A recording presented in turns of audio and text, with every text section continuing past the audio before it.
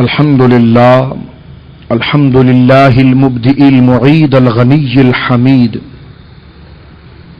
ذو العفو الواسع والعقاب الشديد من هداه فهو سعيد السديد ومن أضله فهو البعيد التريد يعلم ما ظهر وما بطن وما خفي وما علن والصلاة والسلام على اشرف الانبیاء خاتم النبیین انیس الغریبین راحت العاشقین مراد المشتاقین سید العرب والعجم سید الاولین والآخرین سیدنا وحبیبنا نبینا وکریمنا ومولانا محمد وبارک وسلم اما بعد فاعوذ باللہ السمیع العلیم من الشیطان اللعین الرجیم بسم اللہ الرحمن الرحیم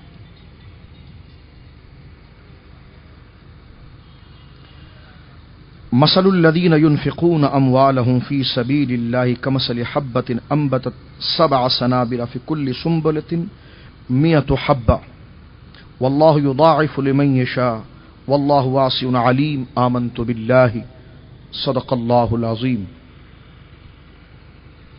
اللہ کی حمد و ثنا نبی کریم صاحب التکریم باعث تخلیق ارض و سما صلی اللہ علیہ وعلی آلہ وصحبہ وبارک وسلم کی بارگاہ مقدسہ میں انتہائی عقیدت اور احترام کے ساتھ اجلال و ادب کے ساتھ درود و سلام پیش کرنے کے بعد تمام تعریف اور تمام تر محاسن و مکارم صرف اور صرف اللہ وحدہ لا شریک کے لیے ہے.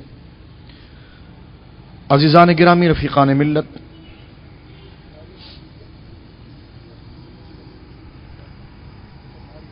دین اسلام میں جو ارکان اسلام ہیں اور وہ اسلام کے بنیادی ارکان کے جس کو تسلیم کرنے کے بعد زبان سے ان تمام چیزوں کا اقرار کرنے کے بعد دل سے اس کی تصدیق کرنے کے بعد بندہ اللہ رب العالمین کے محبوب بندوں میں شمار ہوتا ہے. ان میں سب سے پہلی چیز توحید ہے، اللہ رب العالمین کی وحدانیت، اس کی توحید الوہیت، اس کی توحید ربوبیت کا اقرار اور اس کی تصدیق ہے.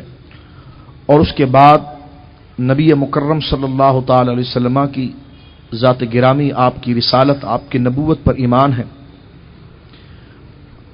اور اس کے بعد تیسرا جو رکن اسلام کے اندر جو ان تمام ارکان کے لیے ضروری قرار پاتا ہے، بحیثیت مسلمان ہونے کے ان باتوں کا جاننا ہمارے لیے ضروری ہے کہ پہلی چیز اللہ رب العالمین کی وحدانیت ہے،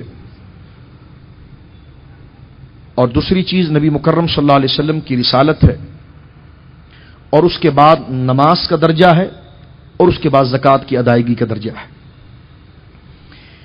آج کا موضوع اس لیے کہ ہم نے زکوٰۃ کی حکمت اور اس کی ادائیگی کے آداب کے حوالے سے مختصر سی بحث کرنی ہے، تو ہم قرآن مجید برہان رشید اور نبی مکرم صلی اللہ علیہ وسلم کی صحیح احادیث سے اس مفہوم اور اس حقیقت کو جاننے کی کوشش کریں گے تاکہ اللہ رب العالمین نے جو ذمہ داریاں ہمیں منسوخ فرمائی ہیں، ہمیں تفویض فرمائی ہیں، اس کی رضا کے لیے ادائیگی کے طریقے، تقاضے، شرائط، آداب اور قوانین کیا ہیں، اس سے ہم کامل طور پر واقفیت حاصل کر سکیں. جس طرح کہ میں نے عرض کیا کہ توحید، اس کے بعد رسالت، اس کے بعد نماز اور اس کے بعد زکوٰۃ ہے. یہ ترتیب بنتی ہے زکوٰۃ کی اسلام کے ارکان میں درجہ بندی کے اعتبار سے. یہ خالص مالی عبادت ہے جو اللہ رب العالمین نے مال ہمیں مرحمت فرمایا ہے، اس کو محض اللہ رب العالمین کی رضا کے لیے خاص شرائط اور خاص قانون اور خاص قیودات کو ملحوظ رکھتے ہوئے اللہ رب العالمین کی رضا کے لیے اس مال کو اللہ کے بتائے ہوئے مصارف اور اللہ کے بتائے ہوئے ذرائع میں تقسیم کرنا، بانٹنا، اس کو دینا، یہ عبادت قرار پاتا ہے. لہذا جس طرح بدنی عبادت ہے جو نماز کی صورت میں اللہ رب العالمین نے ہمیں عطا فرمائی ہے، اسی طرح اللہ رب العالمین نے جو نعمتیں ہمیں عطا فرمائی ہے بطور مال کے، تو زکوٰۃ مالی عبادت قرار پاتی ہے. اور یہ اتنی مسلم اور اتنی اہم عبادت ہے جس طرح کہ نماز سابقہ انبیاء میں اور ان کی امتوں میں کسی نہ کسی صورت اور کسی نہ کسی تعداد کے اعتبار سے متعین رہی ہے، اسی طرح زکوٰۃ کا نصاب، زکوٰۃ کی ادائیگی سابقہ انبیاء کی شریعت میں اور ان کی کتابوں کے اندر اور ان کی امتوں کے اوپر اس کی تفویض، اس کا نفاذ، اس کا مکلف اور اس کا پابند ان کی کتابوں نے ان کو فرمایا ہے۔ اسی طرح اس کے شرعی فلسفے کو اگر ہم دیکھتے ہیں تو ایک بات ہمارے سامنے آتی ہے کہ جس طرح انسان میں جسمانی امراض ہوتے ہیں، اس کے دور کرنے کے جسمانی تقاضے اور اس کی ادویات، اس کے اسباب مختلف ہوتے ہیں، اسی طرح بعض امراض اور بعض بیماریاں روحانی ہوتی ہیں اور اس کی دوری کرنے کی، اس کی دوائی، اس کی ادویات اور پھر اس کے اسباب، اس کے ذرائع وہ روحانی اعتبار سے ہوتے ہیں۔ جس طرح اللہ رب العالمین نے ہمیں جسمانی امراض میں علاج کے لیے اس کی تشخیص، اس کی ادائیگی کا حکم دیا ہے، اسی طرح روحانی اعتبار سے جو امراض ہمارے ساتھ لاحق ہیں اس کی ادائیگی کے لیے اللہ رب العالمین نے زکوٰۃ کی فرضیت کو نافذ فرمایا ہے۔ مال کی کثرت، مال کی فراوانی، مال کی بڑھوتی انسان کو کئی قسم کے روحانی امراض میں مبتلا کر دیتی ہے، جس طرح تکبر ہے، حسد ہے، انانیت ہے، بغض ہے، رعونت اور فرعونیت ہے اور خود پسندی جیسے امراض جو ہے یہ مال کی کثرت کے ساتھ پیدا ہو جاتے ہیں۔ اور یہ روحانی مرض صرف انسان کی ذات تک نہیں رہتا بلکہ یہ مرض معاشرے کے اندر پھیل کر سارے معاشرے کو تباہ کر دیتا ہے۔ خود پسندی، حسد، بغض، تکبر، انانیت یہ اتنے خطرناک روحانی امراض ہے کہ جس کی وجہ سے گھر کا گھر تباہ ہو جاتا ہے، محلے کا محلہ تباہ ہو جاتا ہے، معاشرے کے اندر بربریت اور بد امنی، بے چینی اور افراتفری لاحق ہو جاتی ہے۔ آج نظام کے اندر اعتدال نہ ہونا، ایک دوسرے کے لیے خندہ پیشانی کے جذبات کا نہ ابھرنا، ایک دوسرے کے مال اور امانت کا لحاظ نہ کرنا اور اسی طرح ایک دوسرے کے لیے اس کی بھلائی کے امور کو سرزد کرنے کے لیے اس کا معاون اور ممید نہ بننا اور تمام چیزیں اپنے ہی حقائق اور اپنی اقربا پروری اور اپنی شکم خوری اور صرف اپنے ذخیرہ کو مملو کرنے کے حوالے سے جو ساری چیزیں پیدا ہوتی ہیں، شریعت مطہرہ ایسی تعلیم کو متعین کرتی ہے اور اسلام کا سب سے بنیادی مقصد یہ ہے، اور اسلام جو تمام ادیان پر، تمام دینوں پر فوقیت رکھتا ہے، اس کی سب سے بڑی بات یہ ہے کہ جو تقاضے اللہ رب العالمین نے اپنی رضا کے بنائے ہیں کہ انسان یہ طریقوں پر عمل کرے گا تو وہ اللہ کا محبوب ہو جائے گا، تو وہ صرف تقاضے اخروی نجات ہی کے لیے نہیں بلکہ اللہ رب العالمین نے ان ذرائع کو اپنانے میں جہاں اخروی نجات کے پہلو کو رکھا ہے وہیں دنیاوی نظام اور معاشرتی نظام کی صلح کو بھی رکھا ہے۔ جس طرح کہ دیکھیں تکبر کو چھوڑنے سے جہاں رب کریم کی محبت مل جاتی ہے، حسد کو چھوڑنے سے اللہ رب العالمین کا قرب مل جاتا ہے، انانیت اور خود غرضی کو چھوڑنے سے اللہ رب العالمین راضی ہو جاتا ہے، اسی کے ساتھ ساتھ دیکھیے جہاں اللہ کی رضا ملتی ہے وہاں ہمارے گھر کے اندر بھی صلح اور رحمت کی بات ہو جاتی ہے، ہمارے اڑوس پڑوس کے اندر بھی ایک رواداری اور خیرخواہی کے جذبے جاگنا شروع ہو جاتے ہیں، ہمارے معاشرے کے اندر امن و سکون اور رواداری اور اخوت کے اور اتحاد اور اتفاق کی فضا بلند ہونا شروع ہو جاتی ہے۔ تو اسلام کی تمام تر تعلیم وہ حقوق اللہ کے اعتبار سے ہو، حقوق العباد کے اعتبار سے ہو، اللہ رب العالمین نے اپنے محبوب بندوں کی جو صفات بتائے ہیں اور جو راستہ اپنی جانب آنے کو ذکر کیا ہے، وہ راستہ صرف خدا ہی کی طرف نہیں لے جاتا بلکہ اللہ رب العالمین اپنی طرف آنے والے انہی راستوں کو مقبول کرتا ہے جو اس کی پیدا کی ہوئی سرزمین پر امن اور راحت اور اتفاق کے نفاذ کو نافذ کرتے ہیں۔ اسی طرح اللہ رب العالمین نے عبادت کے اندر جو چیزیں اپنی رضا کا باعث جسے قرار دیا ہے، دراصل پہلے وہ امن اور معاشرتی نظام کے اندر بہت خوبصورت اعتبار سے انسان کو اس کا سزاوار بنانا، انسان کو اس میں کامیاب بنانے کا اولین کفیل قرار دیا ہے۔ مثال کے طور پر دیکھیے کہ جو لوگ اللہ کے احکام پر عمل کرتے ہیں اور اللہ کے دین پر عمل کرتے ہیں، اولیاء اللہ، تو آپ دیکھتے ہیں کہ صرف اللہ ہی کے محبوب نہیں بلکہ معاشرے کے اندر بھی ان کو بڑی قدر کی نظر سے دیکھا جاتا ہے، بڑی محبت کے اندر کے دیکھا جاتا ہے۔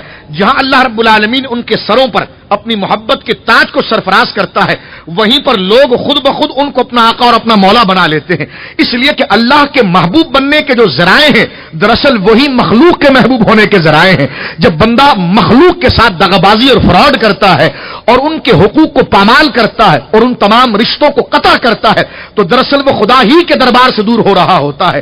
تو دیکھیں زکوٰۃ جہاں اللہ رب العالمین کی بارگاہ میں محبوب ہونے کا ذریعہ ہے، وہیں تکبر کو ختم کرنے کا ذریعہ ہے، وہیں حسد کو ختم کرنے کا ذریعہ ہے، وہیں انانیت اور خود غرضی کو ختم کرنے کا ذریعہ ہے، وہیں حسد اور بغض اور خود پسندی اور اقربا پروری کو ختم کرنے کا ذریعہ ہے، جہاں نماز آپ دیکھیں ایک محض وحدت کو دعوت دیتا ہے، 5 وقت جمع ہو کر ایک نماز جہاں پر لوگوں کو اللہ کی یاد کی طرف بلانے کی ایک ایکسرسائز اور مشق ہے، وہیں پر یہ چیز سکھائی جاتی ہے کہ نماز تم اللہ کے لیے پڑھ رہے ہو، لہذا تم تجارت کے منصب پر ہو، گلے پر بیٹھے ہو، لوگوں کو تول رہے ہو، تو یاد کرو یہ 5 وقت جو ہم نے تمہیں بلایا تھا صرف اس لیے بلایا تھا کہ تمہیں ہم یاد رہیں، تو لہذا اب اس بستر پر بھی ہمارا تصور تمہارے دلوں کے اندر ہونا چاہیے، تجارت کے منصب پر اور منچ پر جو تم بیٹھے ہو تو لین دین کے اندر بھی حلال و حرام کی تمیز ہماری رضا کے لیے ہونی چاہیے۔ اب نماز کو دیکھ لیں، روزے کو دیکھ لیں، زکوٰۃ کو دیکھ لیں، حج کو دیکھ لیں، یہ ذرائع جہاں اللہ کا محبوب بناتے ہیں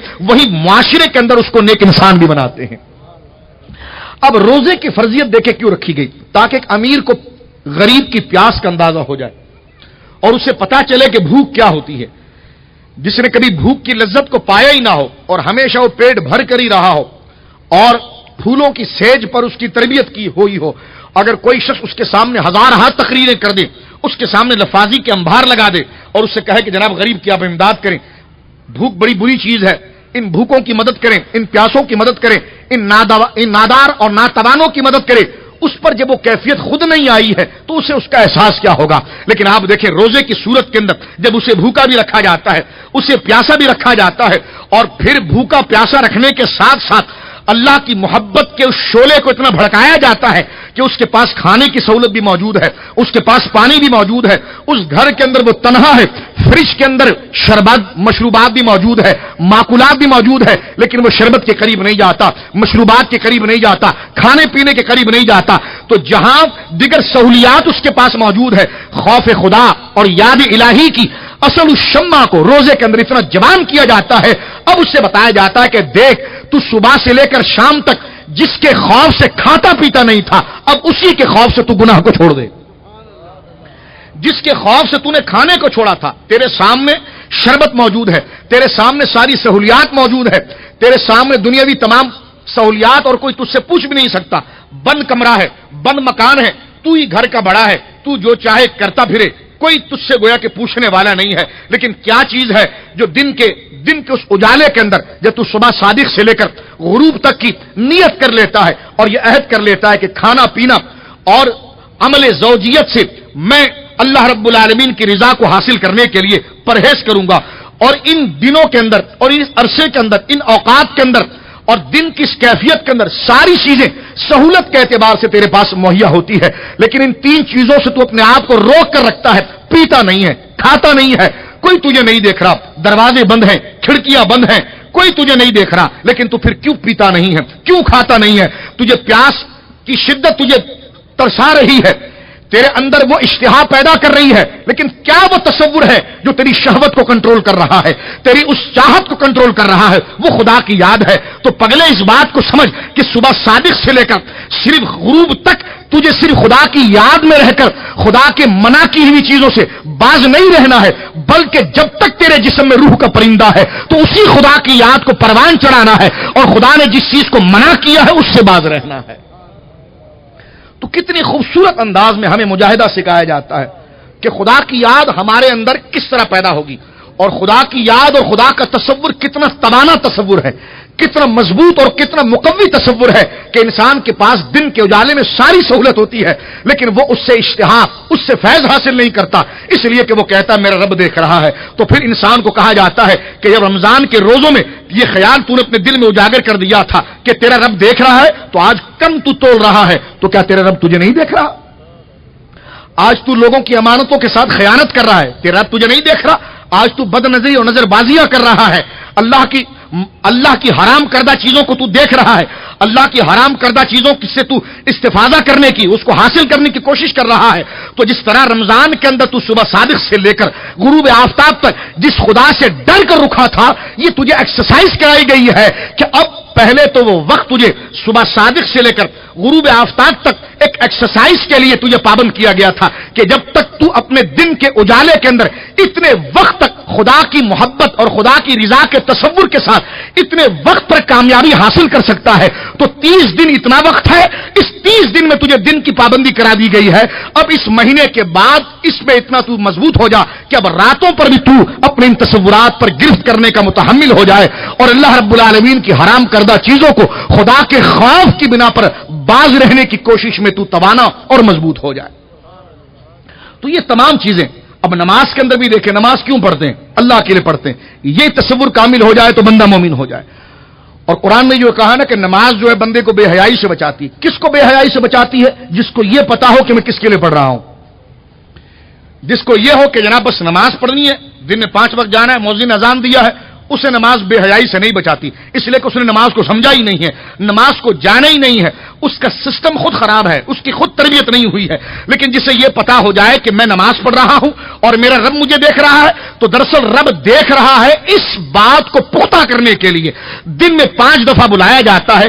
اس تصور کو اتنا پختہ کیا جاتا ہے کہ تیرا رب تجھے دیکھ رہا ہے, جھکتے ہوئے دیکھ رہا ہے, اٹھتے ہوئے دیکھ رہا ہے. تو یہ تصور تو مسجد میں چھوڑ کر نہ جا, یہ تصور تو گھر میں بھی لے کر جا, یہ تصور تو بازار میں بھی لے کر جا, یہ تصور اپنے دوستوں کے پاس بھی لے کر جا کہ تجھے خدا دیکھ رہا ہے. تو یہ تمام عبادات جو ہیں یہ اللہ رب العالمین کی یاد کو توانا اور پروان چڑھانے کے لیے ہے اور اللہ رب العالمین کی یاد کو مضبوط کرنے کے لیے. اسی طرح جس طرح کہ میں نے روزے کی بات آپ کی خدمت میں کی ہے کہ جب پیاس لگتی ہے تو اگلے کو کسی کی پیاس کا احساس ہوتا ہے, بھوک کا احساس ہوتا ہے. اگر کل اس کو آپ ترغیب دلائیں, اگر آپ اس کو ترغیب کریں اور اس کو یہ بتائیں کہ دیکھ پیاسے کو پانی پلا دے تجھے بڑا اجر ملے گا, تو جب اس سے پیاس کا مرحلے سے وہ خود گزر چکا ہو, اس احساس کو اس نے خود پایا ہو, تو پھر اس کو کنوے کرنے میں, اس کو منوانے کے اندر زیادہ مشکل نہیں ہوتی ہے. تو جس پر خود نہ گزری ہو تو وہ صرف تقریروں سے نہیں مانتا. اس لیے عبادات اللہ رب العالمین نے جو فرض فرمائے ہیں یہ انسان کو اس احساس سے گزارنے کے لیے ہے, تاکہ اس احساس سے گزرے تو اسے رب کی محبت بھی نصیب ہو اور جو رشتے اس کے ساتھ متعلق ہیں ان کی پیاس, ان کا دکھ, ان کے درد کا بھی اسے احساس ہو جائے. اسی طرح آپ دیکھتے ہیں کہ جسمانی امراض کے ساتھ تھا, جس طرح کہ میں عرض کر رہا تھا, روحانی امراض ہے. جب مال کی فراوانی ہوتی ہے تو بندے کے اندر خود پسندی آ جاتی ہے کہ بس میں اپنا دیکھوں, تنگ نظری آ جاتی ہے کہ بس میں اپنا دیکھوں, کسی کا مال بکے نہ ملے بکے, میں فراڈ کر کے جیسا بھی کر کے اس اپنی رقم کو دگنا تگنا کر دوں. اور جب مال اس کے پاس آ جاتا ہے تو پھر اس کے گویا کے تیور بھی چڑھ جاتے ہیں. اور اب مال آنے کی بنا پر اور اس کے تیور چڑھنے کی بنا پر, جس کو تکبر کہا جاتا ہے محاورے کے اندر, تیور چڑھنا تکبر کی علامت ہے. اب وہ لوگوں کو پس سمجھتا ہے, حقیر سمجھتا ہے. تو جب اس کے اندر تکبر آئے گا, بڑھوتی کا تصور آئے گا, تو اب وہ نفسیاتی مریض ہو چکا ہے, وہ اعتدال سے ہٹ چکا ہے, اس کے احساس میں برتری آ گئی ہے. احساس میں کمتری آ جائے تب بھی بندہ برباد ہو جاتا ہے, احساس میں برتری آ جائے تب بھی بندہ برباد ہو جاتا ہے. اسلام کی جملہ عبادات اور رب کریم کی جانب سے فرض کی ہوئی تمام عبادات انسان کو اس کی سطح میں نفسیات طور پر رکھنے کے لیے اتنے مفید مشورے مہیا کرتی ہے. پہلی چیز تو یہ کہ دیکھ تجھ سے یہ پوچھا جائے گا کہ تو یہ مال لایا کہاں سے ہے, تاکہ تو اپنی کھال کے اندر رہے, تو اپنے خول کے اندر رہے, تو اپنے قالب کے اندر رہے. اگر تو نے کوٹیاں کھڑی کر دی ہے تو تجھے خدا پوچھے گا کہ یہ مال تو لایا کہاں سے. اگر تو اسے حلال ذریعے سے لایا ہے تو پھر خدا تجھ سے پوچھے گا کہ خرچ کس پر کیا تھا. اور تجھے جو جوانی کا شباب ہے اور اس پر تو مست ہے تو سن, تجھ سے پوچھا جائے گا کہ جوانی تو نے کہاں صرف کی ہے. اگر تو نے علم کی ڈگریاں حاصل کی ہیں اور ہر مسئلے میں تو نے تحقیق کی ہے تو پھر تجھ سے پوچھا جائے گا اس کے مصارف تو نے کیا کیے تھے, کس پر تو نے علم کو نچھاور کیا تھا. یہ 5 چیزیں جو ہر بندے کے ساتھ پوچھی جائے گی, یہ انسان کے شعور کو مزاج میں رکھنے کے لیے, اعتدال پر رکھنے کے لیے یہ شریعت کا پیش کردہ اتنا خوبصورت فارمولہ ہے کہ انسان جب اپنے آپ کو یہ سمجھے کہ میں نے کسی کے حضور کوئی جواب نہیں دینا, اس وقت وہ برتری کی طرف چلا جاتا ہے. لیکن جب اسے یہ احساس ہو کہ مجھے مرنا ہے اور اٹھ کر خدا کے حضور جواب دینا ہے, تو یہ قیامت کا تصور اور اللہ کے حضور کھڑے ہونے کا تصور اسے اپنی اوقات یاد دلا دیتا ہے اور اسے نیک انسان بنا دیتا ہے. اسی لیے قرآن نے بڑی خوبصورت بات کی ہے جو میں اکثر درسوں کے اندر آپ کے سامنے کرتا ہوں. زکوٰۃ کے موضوع کی طرف لانے سے پہلے میں اس فلسفے کو آپ کے سامنے رکھنا چاہتا ہوں. میں نے اکثر تقاریر میں آپ سے کہا ہے کہ ذرا دیکھیں, فرعون نے جب خدائی کا دعویٰ کیا تو لوگ حیران ہوئے کہ انسان خدائی کا دعویٰ کیسے کر سکتا. یہ بسا اوقات ہمارے معاشرے کے اندر ہم کسی کو کسی گناہ کے کام میں، بدکاری کے کام میں ملوث پاتے ہیں اور اس کے کارنامے سنتے ہیں کہ اس نے یہ فراڈ کر دیا، اس نے یہ فراڈ کر دیا، تو ہم 4 دوست مل کر بیٹھ کر کہتے ہیں یہ انسان ہے کہ کیا چیز ہے؟ کیا انسان بھی کبھی ایسا کر سکتا ہے؟ یہ جملے ہم کہتے ہیں۔ اب قرآن اس کا کیا جواب دیتا ہے ذرا سنیے، کہ جب ہم اس سے کہتے ہیں کہ جناب یہ انسان ہے، انسان سے یہ حرکت ہو سکتی ہے، تو قرآن نے کہا انسان سے یہ حرکت ہو سکتی ہے۔ کب ہو سکتی ہے؟ جب وہ خدا کو بھولتا ہے، جب وہ خدا کو بھولتا ہے۔ جب وہ خدا کو بھولتا ہے تو اس کا خود انسان ہونا بھی اس کو یاد نہیں رہتا، اس کو اپنا باپ ہونا، بیٹا ہونا، تاجر ہونا، مخلص ہونا، بڑا ہونا، مسئول ہونا، ذمہ دار ہونا، حاکم ہونا، کچھ یاد نہیں رہتا۔ اس لیے کہ انسان کو اپنا آپ جب یاد رہے گا، خدا نے اپنی ذات کے ساتھ انسان کو اس طرح جوڑ رکھا ہے کہ جب انسان کو خدا یاد رہے گا تو اسے اپنا آپ یاد رہے گا، اور جہاں وہ خدا کو بھولے گا تو اپنے آپ کو بھول جائے گا۔ اب دیکھو فرعون کو سوچنا چاہیے کہ اس کی عمر کیا ہے، اس کی اوقات کیا ہے، اس کی حیثیت کیا ہے۔ ذرا سے موسم اس کو نزلے میں مبتلا کر دیتا ہے، ذرا سے موسم اس کو بخار میں مبتلا کر دیتا ہے۔ اس احمق کو یہ سوچنا چاہیے کہ میں خدا کیسے ہو سکتا ہوں، لیکن یہ ذہن اس طرف جاتا کیوں نہیں ہے؟ یہ انانیت اور خود پسندی کیوں آ گئی؟ یہ تمام چیزیں آتی جب ہیں جب بندہ خدا کو بھولتا ہے۔ اور 28ویں پارے میں اللہ رب العالمین نے اسی حقیقت کو ذکر فرمایا کہ لوگوں سنو، گناہ کے قریب ہونا، جب بندہ گناہ کے قریب ہوتا ہے، اب دیکھیں کوئی بھی گناہ انسان کرتا ہے تو اس کے ذہن میں شیطان ایک رقیق سے خیال دیتا ہے، اس کے ذہن میں 2 خیال آتے ہیں، دل میں 2 خیال آتے ہیں۔ دیکھ اللہ تجھے دیکھ رہا ہے، اللہ تجھے دیکھ رہا ہے۔ جس نے یہ جانب خیر کے خیال کو لے لیا وہ بڑے سے بڑے گناہ سے بچ جائے گا، لیکن جہاں سے قوت شر کا اور قوت بہیمیہ کا اس نے سوال اٹھایا کہ نہیں اللہ اگر دیکھ رہا ہے تو بعد میں توبہ کر لینا، بعد میں توبہ کر لینا، اللہ تو غفور رحیم ہے۔ اب اس نے کہا یقیناً اللہ غفور رحیم ہے۔ اب اس نے تھوڑی دیر کے لیے اس تصور کو لے کر گناہ کا ارتکاب کیا، چلو بعد میں اس نے توبہ کر لیا۔ اب دوسرا خیال اس کو توبہ پر ابھارنے والا نہیں آئے گا، اب اس کو باقاعدہ گناہوں میں جری بنایا جا رہا ہے۔ پہلے تو یہ کہہ دیا ٹھیک ہے گناہ کر لیا تو اللہ غفور رحیم ہے، اللہ رب العالمین کی رحمت جو ہے اس کے غضب پر غالب ہے۔ یہ میں نفسیات کی بات کر رہا ہوں، یہ ہر ایک کے دل میں خیال آتا ہے۔ ٹھیک ہے اگر ایک وقت کی نماز تو چھوڑ دے تو کیا ہوا، قضا پڑھ لینا اور اللہ رب العالمین سے توبہ کر لینا، لیکن میں کہتا ہوں کہ کیا کل بھی ہم ایک ہی وقت کی نماز چھوڑیں گے اس تصور پر؟ ایسا نہیں ہے۔ اب وہ خیال پورے بھرپور انداز میں آئے گا، وہ خیال اب بھرپور انداز میں آئے گا۔ پہلے تو یہ آیا کہ ایک طرف سے خوف خدا کا غلبہ تھا کہ تو خدا کو جواب کیا دے گا، لیکن تو نے اس تصور کو کمزور کرنے کے لیے جانب شر کے جب مفہوم کو لیا اور تو نے کہا کہ چلو ٹھیک ہے اللہ رب العالمین معاف فرمائے گا، اور وقت کی نماز کو یا وقت کے اس تقاضے کو جو بھی ہے نیکی کے تو نے ترک کیا اور اللہ رب العالمین کی موجودگی، اس کے مشاہدے کی حقیقت کو تو نے کمزور کیا اپنے اندر، تو یہ مت سمجھ کہ کل یہ تصور غالب ہو جائے گا اور تو شر کے اوپر غالب ہوگا۔ نہیں، یہ خیر و شر کی جنگ کے اندر بندہ اپنی فکر کے اندر رہتا ہے۔ اگر وہ خیر کے تصور کو غلبہ دے تو شر بدستور پسپائی کی طرف چلا جاتا ہے، اور اگر خیر کے مقابلے میں اس نے شر کو بلندی دے دیا ہے تو خیر کا جذبہ بدستور پسپائی کی طرف چلا جاتا ہے، اور یہی بندے کا ایک بہت خطرناک مہلک امراض اس کے اندر پیدا ہونا شروع ہوتے ہیں۔ دوسرے دن یہی تصور آئے گا کہ اللہ غفور رحیم ہے، اللہ تیرے گناہ کو معاف کر دے گا، یہ گناہ کر لے۔ اب وہ دوسرے دن کرتا ہے، تیسرے دن کرتا ہے، لیکن ایک وقت ایسا آئے گا کہ بندے کو آواز اب یہ نہیں آئے گی کہ اللہ دیکھ رہا ہے، آئے گی تو بہت دھیمی آئے گی، جس طرح ابھی بڑے شور سے آئی تھی نا اور بندے کو ہلا رہی تھی کہ کیا کر رہا ہے، خدا کو کیا جواب دے گا۔ اب اتنے زور سے نہیں آئے گی، اتنے شور سے نہیں آئے گی، اس لیے کہ آپ نے اس خیال کو رد کر دیا ہے، آپ نے اس کو طاقت نہیں پہنچائی، آپ نے اس بات کو سنی نہیں۔ جس طرح کہ دیکھیے آئینے کے سامنے اگر بندہ کھڑے ہو جائے اور آنکھوں میں آنکھیں ڈالے تو پھر خود بخود ضمیر بولنا شروع کرتا ہے۔ اب اگر جو آنکھوں میں آنکھیں ملا سکا وہ کامیاب ہو جائے گا، اور جو آنکھیں چراتا رہا 2 وجہ سے، یا تو شرمندگی کی وجہ سے یا وہ عمل کرنا نہیں چاہتا۔ اگر وہ عمل نہیں کرنا چاہتا تو امام غزالی رحمۃ اللہ علیہ، اور یہ احساس کی باتیں ہیں، صوفیہ اس طریقے پر آ کر اپنے مریدین کی تربیت کرتے ہیں۔ نماز کب فائدہ پہنچائے گی، زکوٰۃ کب فائدہ پہنچائے گی، روزہ کب فائدہ پہنچائے گا، جب ہم اپنی زندگی کے اندر اس کی مشق کریں گے، اس کو لائیں گے۔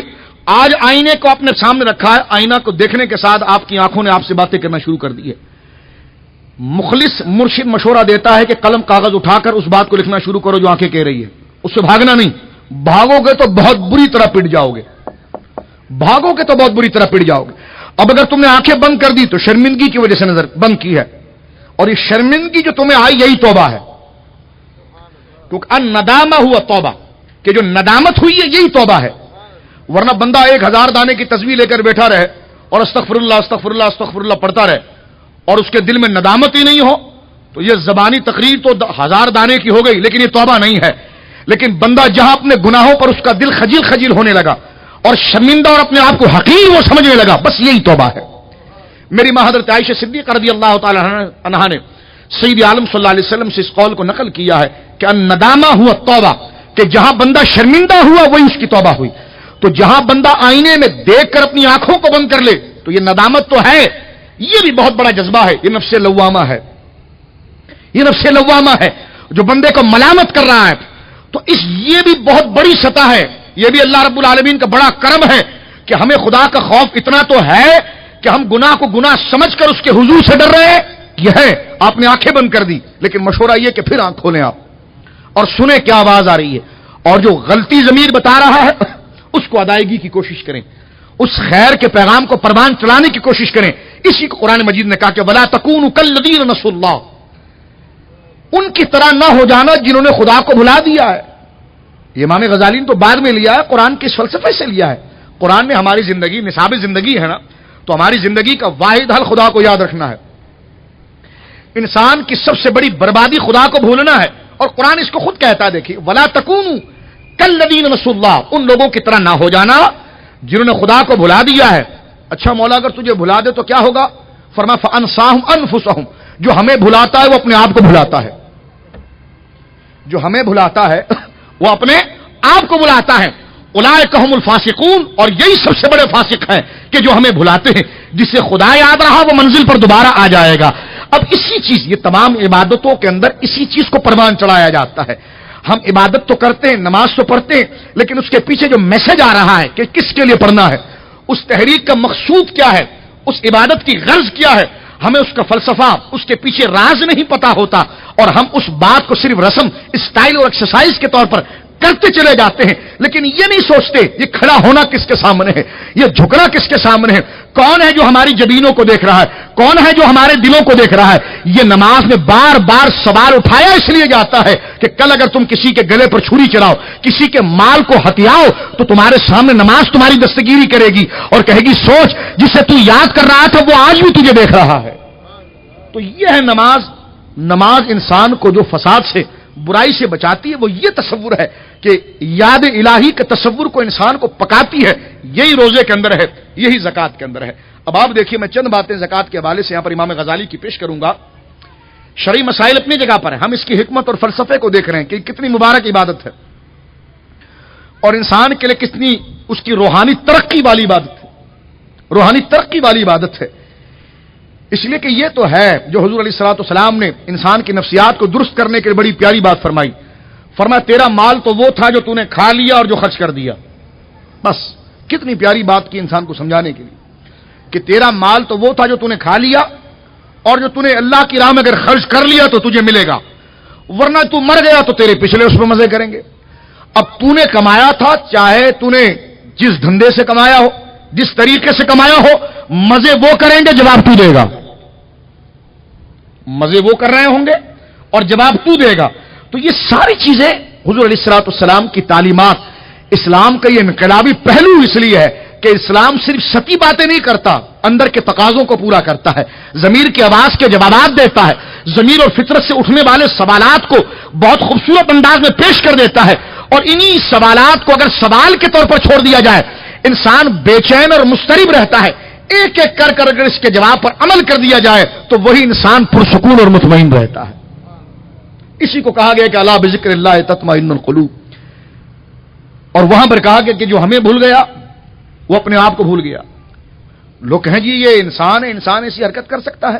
تو بھائی ذرا اس کو پوچھو تو صحیح، اس کو اپنا انسان ہونا یاد ہے؟ انسان ہونا تو اس سے یاد ہوتا ہے جس کو خدا کو رب ہونا یاد ہوتا ہے. جسے اللہ کا رب ہونا یاد ہے اسے اپنا انسان ہونا یاد ہے. اب آپ دیکھیے جو اپنے آپ کو بھولا وہ سب کو بھولا، وہ سب کے، جو اللہ کو بھولا وہ سب کو بھولا، سب کے حقوق کو بھول گیا. اور جسے خدا یاد رہا اسے یہ بھی یاد رہا کہ پچھلی گلی کے اندر اگر بلی چلا رہی ہے اور بارش ہو رہی ہے تو میں جا کر میرے گھر میں کوئی سوکھے کپڑے ہیں تو میں اس کے اوپر ڈال دوں، تاکہ اس ذی روح کو اور اس تر جگر کو اللہ رب العالمین گویا کہ اپنی نجات عطا فرمائے، تو یہ سارے احساس اٹھتے کب ہیں کہ جب دل کے اندر وہ جذبات پیدا ہوتے ہیں۔ اب آپ دیکھیں بخاری شریف کی حدیث مبارکہ کہ وہ ایک عورت جو انتہائی فاحشہ تھی، لیکن جب وہ گزر رہی تھی اس نے دیکھا کہ جناب ایک کتا جو ہے وہ موت کے بالکل قریب ہے، بخاری شریف کی حدیث ہے۔ اب دیکھیں ایک اللہ کا عدل ہے، ایک اللہ کا فضل ہے۔ یہ اللہ رب العالمین کی ہم پر رحمت ہے کہ وہ عدل نہیں فضل فرماتا ہے۔ عدل تو ہے کہ جتنا چھوڑا اتنے کا حساب دو، اور فضل یہ کہ ایک دفعہ رو لیا تو معاف کر دیا جاؤ۔ تو یہ لیکن ہم نے فضل کی طرف آ کر عدل کو نہیں بھولنا ہے۔ اللہ رب العالمین کو ہم مجبور نہیں کر سکتے کہ تو ہمارے ساتھ فضل ہی کرے گا، وہ قادر مطلق ہے۔ اسی کو اللہ حضرت فاروق اعظم نے ذکر کیا کہ ایمان کیا ہے، فضل کے پیچھے، امید کے پیچھے۔ فرمایا نہیں، ایمان جو ہے وہ امید اور خوف کے مجموعہ ہے۔ ہم کو دے جی اللہ بخش دے گا، یقیناً خدا بخشے گا، لیکن یہ جو تم سر چڑھ کر دن دہاڑے علی اعلان خدا کے دین کو پامال کر رہے ہو، خدا کی نافرمانی کر رہے ہو، تمہارا بچہ جس کو تم پالتے ہو اگر وہ تمہاری نافرمانی کرے تم اس کو آگ کر دیتے ہو، اللہ اکبر، تم اس کا منہ دیکھنا گوارا نہیں کرتے، تم اس کو گھر سے نکال دیتے ہو، نکما اور نالائق کرتے ہو۔ اللہ رب العالمین نے تمہیں قطرے سے اٹھا کر یہ جوان بنایا، تمہیں ان گنت نعمتیں عطا فرمائی، تو اپنی اولاد کی طرف تصور کرو، جس بچے کو تم نے پالا ہے وہ اگر تمہاری مرادیں تمہارے منشور کو نہ مانے تم اس کو آگ کہہ دیتے ہو، تمہارے جگر کا ٹکڑا ہے جس کے لیے تم نے کیا نہیں کیا اس کو خوش رکھنے کے لیے، اس کی تعلیم کے لیے، لیکن جب وہ تمہارے نصاب زندگی تمہارے بتائے ہوئے نصاب کو پورا نہیں کرتا تو تمہارا وہ سب سے بڑا دشمن بن جاتا ہے۔ تو یاد کرو جب تم خدا نے جو تمہیں نعمت عطا فرمائی ہے تم اس کے دین کے ساتھ بغاوت کرو گے تو رب کی ذات کو جلال کتنا آئے گا۔ تو صرف امید ہی نہیں، اس لیے حضرت عمر فرماتے صرف امید ہی نہیں، امید ماننا ایمان ہے، لیکن امید ہی کی طرف لگ جانا یہ بھی شیطانی تصور ہے۔ یہ میں آپ کو بتا دوں، اس لیے کہ ایمان محض امید کا نام نہیں ہے، محض رحمت و فضل کا نام نہیں ہے، بلکہ عدل اور خوف کا بھی نام ہے۔ اور یہ میں نہیں کہہ رہا، یہ میرے اور آپ کے آقا سیدنا فاروق اعظم رضی اللہ تعالیٰ عنہ کہہ رہے ہیں، جن لوگوں نے عملی طور پر ان تمام مسائل کو مشق کے طور پر گزارا ہے۔ فرمایا ایمان جو ہے وہ خوف اور امید کا مجموعہ ہے۔ ایک دفعہ مل کر کہنے آپ، ایمان جو ہے امید اور خوف کا، یہ درس نہیں ہو رہا ہے، کچھ باتیں میں بھولا ہوں کچھ آپ بھولے ہیں۔ یہ تو اللہ رب العالمین ہمارے بھائی عبد الوہاب صاحب کو دارین کی خوشیاں عطا فرمائے، جنہوں نے پروگرام ہمارے لیے رکھ دیا ہے کہ ہم اپنے چھوٹے ہوئے سبق کو یاد کر رہے ہیں۔ یہ اللہ کا بڑا فضل ہے کہ مرنے سے پہلے ہمیں یہ سوچ مل گئی۔ اللہ ان نیک بندوں کے کاروبار اور علم میں مزید برکتیں عطا فرمائے کہ جنہوں نے ہمارے لیے علم دین کی محفل سجا دی کہ مرنے سے پہلے ہمیں یہ شعور تو ملا کہ ہم بیٹھ کر اپنے نصاب زندگی جو پرچے ہم نے خالی دے دیے اس کو پر کرنے کی کوشش کریں۔ ابھی روح کا پرندہ ہمارے اندر موجود ہے، بڑے سے بڑے فرعون، بڑے سے بڑے تاجر، بڑے سے بڑے ماہرین چلے گئے ہیں۔ یہ بات اگر میں لفاظی کے لیے کروں تو یہ میرے لیے بڑی حسرت کی بات ہے اور بڑے افسوس اور ندامت کی بات ہے۔ آپ اس کو اگر محض سننے کی نیت سے سنیں تو یہ آپ کے لیے بھی بڑی افسوس کی بات ہے، اس لیے کہ ہر دن ہمارا جو آگے گزر رہا ہے اور ہم موت کے قریب ہو رہے ہیں۔ میں اپنی عمر پر توجہ کرتا ہوں، آپ اپنی عمر کا توجہ کریں، میں اپنی عمر پر توجہ کروں، آپ اپنی عمر پر توجہ کریں مشق کے اعتبار سے، اور ذرا دیکھیں کہ انسان عموماً کتنے سال زندہ رہتا ہے، 60 سال، 70 سال، آج کل تو 70 سال کے بھی لوگ بڑے کم نظر آتے ہیں، 55 سال موت کا ایک وقت متعین ہے، لیکن عادتاً ہم اکثریت میں دیکھتے ہیں 55 سال، 50 سال، 60 سال۔ میں اپنی عمر پر غور کرتا ہوں، آپ اپنی عمر پر غور کریں۔ اب ہم اپنی عمر کا تخمین نکالیں کہ کتنے سال پر ہم کھڑے ہیں، اور اگر 55 سال کا بھی اندازہ لگائیں تو کتنے سال نکل چکے ہیں، 60 سال کا بھی اندازہ لگائیں تو کتنے سال نکل چکے ہیں۔ جو سال نکل گئے وہ زیادہ ہیں یا جو آنے والے وہ زیادہ ہے؟ یقیناً جو آنے والا وہ کم باقی رہ گیا، لیکن جو نکل گئے ہم اس کو تھوڑی دیر کے لیے خواب میں گزار دیتے ہیں۔ یعنی جو سال ہماری زندگی کے گزر گئے ہیں ان کو ہم سیکنڈوں میں دماغ میں گھما لیتے ہیں، تو جو اتنا لمبا عرصہ گزر گیا آنے والے کے مقابلے میں وہ ہم ایک سیکنڈ میں دماغ میں گھما لیتے ہیں، تو وہ آنے والا عرصہ کتنی تیزی میں گزر جائے گا۔ ذرا ہم اپنے آپ سے سوال تو کریں، ہم اپنے ضمیر کو دستک تو دیں اور غور تو کریں کہ جو آنے والا عرصہ ہے وہ گزرے ہوئے عرصے سے کم رہ گیا ہے، تو یہ خدا کا فضل نہیں ہے کہ اللہ نے ہمیں ہدایت کے لیے جمع کر دیا، اللہ نے ہمیں غور و تحمس کے لیے جمع کر دیا، اللہ نے ہمیں غور و فکر کے لیے جمع کر لیا۔ آپ یہ نہ دیکھیں کون بول رہا ہے، اور میں یہ بھی نہیں دیکھ رہا ہوں کہ کون سن رہا ہے، آپ یہ دیکھیں کہ آپ ہی بول رہے ہیں، آپ ہی سن رہے ہیں، اور میں یہ دیکھوں کہ میں خود آئینے کو دیکھ کر گفتگو کر رہا ہوں۔ جب بندہ اصلاح حاصل کر سکتا ہے، جب ہم شیطان اور نفس کا مقابلہ کر سکتے ہیں۔ یہ باتیں جو ہم کر رہے ہیں نا یہ فضول نہیں ہے، یا آپ کے خیر کی جو فوج اندر ہے نا، یہ اس کی معاونت میں تعداد میں بڑا اضافہ ہو رہا ہے، یا آپ کے خیال میں ترقی ہو رہی ہے. اب آپ دیکھیں نفسیاتی ڈاکٹر بھی جب علاج کرتا ہے تو جو خیال برائی کا ہے اس کو ختم کرنے کے لیے وہ اچھائی خیال کی طرف زیادہ سپورٹ کرتا ہے، ماحول کو چینج کرواتا ہے، دوستوں کو چینج کرواتا ہے، گفتگو کرنے والوں کے انداز کو چینج کرواتا ہے، تاکہ جو جانب نیچے چلی گئی ہے اس کو دیگر تعاون سے اور مشوروں سے اور دیگر طاقت سے اس کو پروان چڑھایا جائے، تاکہ وہ خود قوت مدافعات کے ذریعے اپنا مقابلہ کر سکے، جس کو القاء نفسی کہا جاتا ہے. حضرات گرامی، تو یہ سارے مشورے جو قرآن کہتا ہے کہ انسان کو گمراہ کرنے کی دو چیزیں، کان اور آنکھ، جو آنکھ کے ذریعے دل میں جائے گا اور جو کان کے ذریعے دل میں جائے گا، دل وہی کرے گا، دل وہی کرے گا. فرما آنکھ کو ٹھیک کر لو، دل کو ٹھیک کر لو، تم مومن کامل ہو جاؤ گے. آنکھ کو ٹھیک کرو اور کان کو ٹھیک کرو. اس سے مراد یہ کہ دوستی بھی درست کرو، سنگت درست کرو، سنگت درست کرو، شب و روز کے مشاہدے درست کرو. میرے دوستوں مجھے یہ بتاؤ کہ اگر ایک شخص ایک چیز کو روزانہ دیکھتے رہے تو وہ یاد رہتی ہے. اور بڑی پیارا ایک محاورہ ہمارے دور میں چلتا ہے کہ آج تو لوگوں کا ہاضمہ اور حافظہ دونوں کمزور ہے. میں نے کہا یہ بھی اللہ کا بڑا انعام ہے، یہ بھی بڑا اللہ کا انعام ہے. غم دیکھ لیجیے، غم کتنی جلدی مندمل ہوتا چلا جاتا ہے. وہ چیزیں ہمارے سامنے جب قصہ ماضی بنتی چلی جاتی ہے تو وہ خیال ہمارے دلوں کے اندر غم کا پسپا ہوتا چلا جاتا ہے. ورنہ کوئی اپنے باپ کو قبر میں اتارے کیسے ہو سکتا ہے؟ باپ انتقال کر جائے اس کو کیسے بھول سکتا ہے؟ ماں انتقال کر جائے جس کی ممتا کو سن کر آج بھی آنکھ بھر آتی ہے، اس کو کس طرح بھول سکتا ہے؟ لیکن انسان کی طبیعت میں خدا نے یہ سسٹم رکھا ہے، جس چیز کو وہ نہیں دیکھے اس کو بھولنا شروع کر دیتا ہے. یہ خدا کا بڑا انعام ہے. فرمایا اس لیے کہ جس چیز کو تم دیکھ رہے ہو اور گناہ کی طرف آ رہے ہو تو ہمارا مشورہ سن کر تھوڑی دیر کے لیے آنکھ بند کر لو، اب دوسری چیز کو دیکھنا شروع کرو. تمہارے اندر انقلاب نہ آئے تو کہنا. پھر سوال ہوا انقلاب کیوں آئے گا؟ فرمایا اس لیے آئے گا کہ انسان کی اصل نیکی ہے، بدی نہیں ہے. یہ بھی سن لیجیے آپ، میں پے در پہ کتاب کی تہ در تہ نیچے جا کر آپ کو سمجھا رہا ہوں. اس لیے کہ انسان کی چاہت اور اصل چیز نیکی ہے، بدی نہیں. اگر بدی ہوتی تو پھر مقابلہ بہت مشکل ہوتا. جب اصل چیز ہے نیکی تو نیکی کو اختیار کرنا مشکل نہیں ہے. جب انسان کی فطرت اور ضمیر، اس کی حقائق اور اس کی اصلی اس کا تخم جو ہے انسان کا وہ نیکی پر ہے. وہ تو اب آپ دیکھیں بندہ جب گناہ کرتا ہے تو اپنے آپ سے کتنا لڑنا پڑتا ہے، اور جب آپ نیکی کرتے ہیں تو آپ کو کتنی خوشی ہوتی ہے. اس کو میں اپنے آقا کے قول میں عرض کرنا چاہوں گا، اللہم صلی علی محمد وبارک وسلم. میرے آقا فرماتے ہیں صحابہ نے پوچھا حضور ہم مومن ہیں، ہمیں کیسے پتا چلے گا؟ ہم مسلمان ہیں، ہمیں کیسے پتا چلے گا ہم مومن ہیں؟ میرے آقا نے کتنا علم النفس کا کتنا پیارا قاعدہ بیان فرمایا. فرمایا اذا سرت کا حسنتک وسعت کا سیئتک. جب تیری نیکی تجھے خوش کرنے لگ جائے، جب تیری نیکی تجھے لوگوں کو دکھانے کے لیے نہیں اندر سے خوش کرنے لگ جائے اور تیرے گناہ تجھے ناراض کرنے لگ جائے، فانت مومن، تو مسلمان ہے. کتنا پیارا مشورہ ہے. دیکھیے آپ، یہ ملا کی تقریر نہیں بلکہ یہ حقیقت کا وہ درس ہے جو میرا آقا مرحمت فرما رہے کہ جناب جب تو کسی کے ساتھ بھلائی کرے اور بھلائی کے تیرا دل بھر آئے اور جب برائی تجھے یاد آئے تو تیرا دل خجل خجل ہو جائے.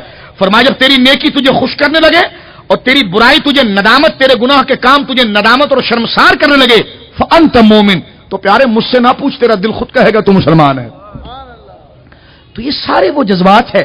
میں پھر پیچھے لوٹ کر جا کر اس موضوع کی طرف آتا ہوں کہ صرف امید کی طرف لگ جانا، صرف فضل کی طرف لگ جانا، یہ بھی میرے دوستو فکر کا ایک انتہائی اقدام ہے.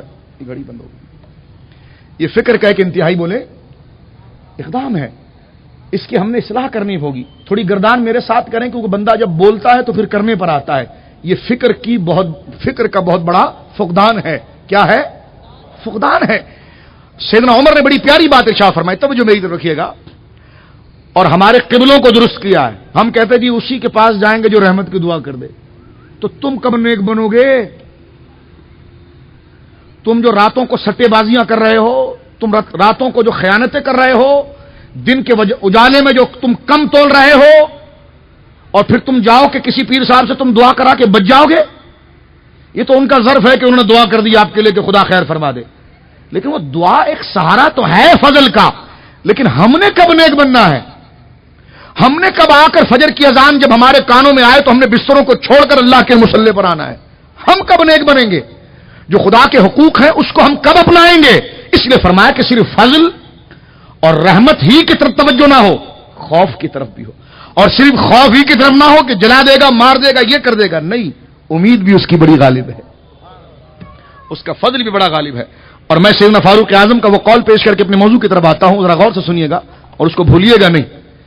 سیدنا عمر فرماتے ہیں کہ امید اور خوف یوں ہے کہ اگر کل قیامت کی، حضرت عمر خود کہتے ہیں کہ کل قیامت کے دن صفیں لگی ہوئی ہوں اور اللہ رب العالمین فرمائے کہ سارے جنت میں چلے جاؤ، سارے جنت میں چلے جاؤ، ایک بندہ رک جائے، میں اس سے کچھ پوچھنا چاہتا ہوں، تو کہتے مجھے ڈر لگتا ہے کہ وہ میں ہوں، کہ سب تو بخش دیے گئے، مجھے روک دیا گیا۔ سیدنا عمر فرماتے ہیں یہ خوف کو کتنی پیاری مثال میں ذکر کیا ہے، اور یہ حقیقت ذکر کیا آپ نے جو آپ کے بات نہیں مشاہدے ہیں۔ فرمایا کہ اللہ رب العالمین کا فضل اتنا غالب ہو کہ سب کو بخش دے، صرف مجھے روک لے، اور کسی ایک کو روک لے اور کہے ایک کو روکو، میں اس سے کچھ پوچھوں گا، تو فرماتے مجھے ڈر لگتا ہے کہ وہ میں ہوں۔ اور فرماتے کبھی یوں ہو کہ رب یوں فرمایا کہ سب کو جہنم میں پھینک دو، ایک کو جنت میں ڈال دو، فرما مجھے امید ہے کہ میں ہوں گا۔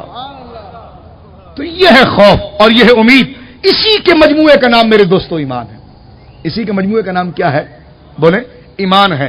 لہذا اللہ رب العالمین کو بھولنا، اس کے مشاہدے کو بھولنا، اس کی موجودگی کی حقیقت کو فراموش کرنا، یہ ایک بند گلی کی طرف ہم جاتے ہیں، جس کے بعد صرف خاتمہ خراب ہونے کے علاوہ الیاذ باللہ کچھ نہیں ہے۔ لیکن خیر کا قدم کون سا ہے؟ اب آپ کہیں گے کہ ہم کیسے اٹھیں، کیسے نیک ہو جائیں؟ تو میں علم نفسیات کی طرف آ کر آپ کو ایک مشورہ دوں گا کہ ایک مریض اگر جائے اور کہے کہ مجھے عجیب و غریب قسم کے وسوسے آتے ہیں اور مجھے نیند نہیں آتی ہے، ڈاکٹر اگر اپنی دیاری کھڑی کرنے والا ہوگا تو کہے گا یہ دوائی کھاؤ، سوتے رہو، اور اگر وہ مخلص ہوگا تو آپ سے سب کچھ سنے گا اور دیکھے گا کہ آپ کے سسٹم میں خرابی کہاں سے، کس وجہ سے آپ کو نیند نہیں آتی ہے اور کس وجہ سے آپ کو اتنے وسوسے آتے ہیں۔ مثال کے طور پر آپ بیٹھتے ایسے لوگوں کے ساتھ ہیں، کاروبار کر رہے ہیں، توجہ میری طرف رکھیے گا، کاروبار کر رہے ہیں ہم، بیوی تانے دے رہی ہے، تم دیکھو پڑوسی نے اتنی ترقی کر لی، تم نے کیا کیا؟ دوست کہہ رہا ہے کہ یار دیکھو اس نے اتنا مال بیچ دیا، تم نے کیا کیا؟ اب یہ تصور کھایا جا رہا ہے، یہ تصور کھایا جا رہا ہے۔ اب اس تصور کے اندر قوت مدافعت کم ہو رہی ہے۔ پہلے جھٹک دیا، نہیں نہیں یہ سب من جانب اللہ ہے، اللہ نے میری تقدیر میں یہی لکھا، بہت اچھا تصور ہے، یہ اس کا بہترین علاج ہے، یہ اس کا بولے غوث اعظم کا ایک عمل میں آپ کو بتاؤں، یہ سلسلہ قادریہ جو ہے نا، یہ صرف آستانے پر بیٹھ کر تعویذ دینے کا نام نہیں، یہ لوگوں کی اصلاح کی تحریک کا نام ہے۔ جب غوث اعظم کے دور کے اندر لوگ دین سے دور ہونے لگے تو غوث اعظم نے اپنے مریدوں کو بٹھا کر پوچھا کہ ان کو صرف دعا دو یا ان کا علاج بھی کرنا ہے؟ مریدوں نے کہا کہ حضور علاج ہونا چاہیے۔ کیا ہونا چاہیے؟ علاج۔ غوث اعظم نے کہا کہ کل صبح اس کا جواب دیتے ہیں۔ آپ نے پورا غور کیا اور غوث اعظم کا جب مراقبہ اور محاسبہ ہو، آپ نے صبح کے وقت اپنے گنتی کے 5-10 مریدوں کو بلایا، فرمایا میں ایک منشور دے رہا ہوں، اس پر تنظیم کی بنیاد رکھیں گے۔ اب تنظیم کھڑی ہو رہی ہے۔ سلسلہ قادریہ اصل میں تحریک کا نام ہے۔ اس باطل خیالات کے خلاف جو تحریک کھڑی ہوئی ہے وہ سلسلہ قادریہ ہے۔ خدا کو بھول جانا اور خدا کو فراموش کر دینا، یہ جو باطل خیال ہے، اس کے مقابلے میں مسلمانوں کو معاون اور ان کو سپورٹ کرنے کے لیے، شیطان کے مقابلے میں ان کو مضبوط کرنے کے لیے جو فکر تھی، یہ غوث اعظم نے جو تحریک چلائی، یہی سلسلہ قادریہ ہے۔ اب ذرا غور سے سنیے، غوث اعظم نے صرف اپنے 10 مریدوں کو لیا، فرمایا سنو میں 3 باتیں تمہارے سامنے کرتا ہوں، اللہ حضور سید غوث اعظم کی قبر پر کروڑوں رحمت نازل فرمائے۔ ہم زندگی بھر بھی اگر دیواروں کو ٹکرے مارے نا تو اس بات کو سمجھ نہیں سکتے جو ان بزرگوں نے اپنی زندگی میں سارا قرآن و سنت سمجھ کر اس کے خلاصے کو 3 جملوں میں بیان کر دیا۔ اس لیے کہتے ہیں بڑوں کی بات بڑی ہوتی ہے، امام الکلام کلام الامام ہے، اماموں کا کلام کلاموں کا امام ہوتا ہے۔ کہتے ہیں نا بڑے بوڑھوں کی باتیں مانو، اس لیے کہ وہ عمر کے اس رفتار سے گزر چکے ہیں، ان کا تجربہ ہے، ان کا تجربہ ہے۔ حضور سید غوث اعظم شیطان کے مقابلے سے راہ سے گزر چکے ہیں۔ قرآن نے جو مقابلے کے لیے جو اسلحہ فراہم کیا ہے، اس کو اس طاغوتی قوت کے مقابلے میں آپ نے استعمال کیا اور کامیابی حاصل کی ہے۔ آپ اس محاذ کے سب سے بڑے جرنیل ہیں، لہذا آپ جو مشورہ دیں گے بالکل درست ہوگا۔ اب سنیے، فرماتے 3 باتیں اپنے اندر دبا لو اور 3 باتیں اپنے اندر شامل کرو اور اس کو لوگوں کے اندر عام کرو۔ پوچھا گیا کیا؟ فرمایا پہلی چیز یہ ہے کہ ان کے اندر نیکی سے محبت پیدا کرو، نیکی سے محبت پیدا کرو اور بولو ان کو کہ جنت ملے گی، بولو ان کو اتنا ثواب ملے گا، بولو ان کو۔ کیونکہ انسان کی طبیعت لالچی ہے. اب وہ بالکل طفل مکتب ہے, اس کو لالچ دے کر دین کی طرف لاؤ اس طرف. جب وہ آ کر ٹریک پر چڑھ جائے گا تو اس کو اعتدال خود ہی آ جائے گا. لیکن اب اس کو بولو سبحان اللہ کہو گے تو اتنا اجر ملے گا, اس سے کہو گے نوافل پڑھو گے تو اتنا اجر ملے گا, اس سے کہو کہ یہ کہو گے تو کتنا پیارا مشورہ. فرمایا نیکیوں کا شوق پیدا کرو, ذوق پیدا کرو ان کے اندر. ایک بات فرمایا. حضور دوسری بات کیا ہے؟ فرمایا امت کو سب سے بڑا خطرہ آپس میں لڑنے کا ہے. آپس میں بولے لڑنے کا ہے. تو فرمایا ان کے اندر تقدیر کا یقین پیدا کرو. تقدیر کا بولے انہیں بتاؤ کہ تقدیر کیا ہے. تقدیر کہتے قدر سے اندازہ لگانا. یعنی اللہ نے جب انسانوں کو بنایا تو رب کریم کو یہ معلوم تھا کہ اس انسان کو کیا دینا ہے, اس کو کیا دینا ہے. اب اگر اللہ نے مجھے ایک جھونپڑی والی زندگی لکھی, آپ کو اگر محل والی زندگی لکھی, تو یہ آپ خود تو نہیں لائے نا, اللہ نے دیا ہے. اور اللہ عادل ہے, ظالم نہیں ہے. اللہ عادل ہے, ظالم نہیں ہے. تو جب یہ خدا کی جانب سے ہے تو تقدیر کا یقین پیدا کرواؤ کہ جس کو جو ملا ہے یہ رب نے دیا ہے, اور رب عادل ہے, ظالم نہیں. وہ اسی کا مستحق تھا, میں اسی کا مستحق تھا. فرمایا اس چیز کو اس کے اندر بٹھاؤ تاکہ حسد ختم ہوگا. میں آپ سے کیوں جلتا ہوں؟ مجھے نہیں ملا تھا.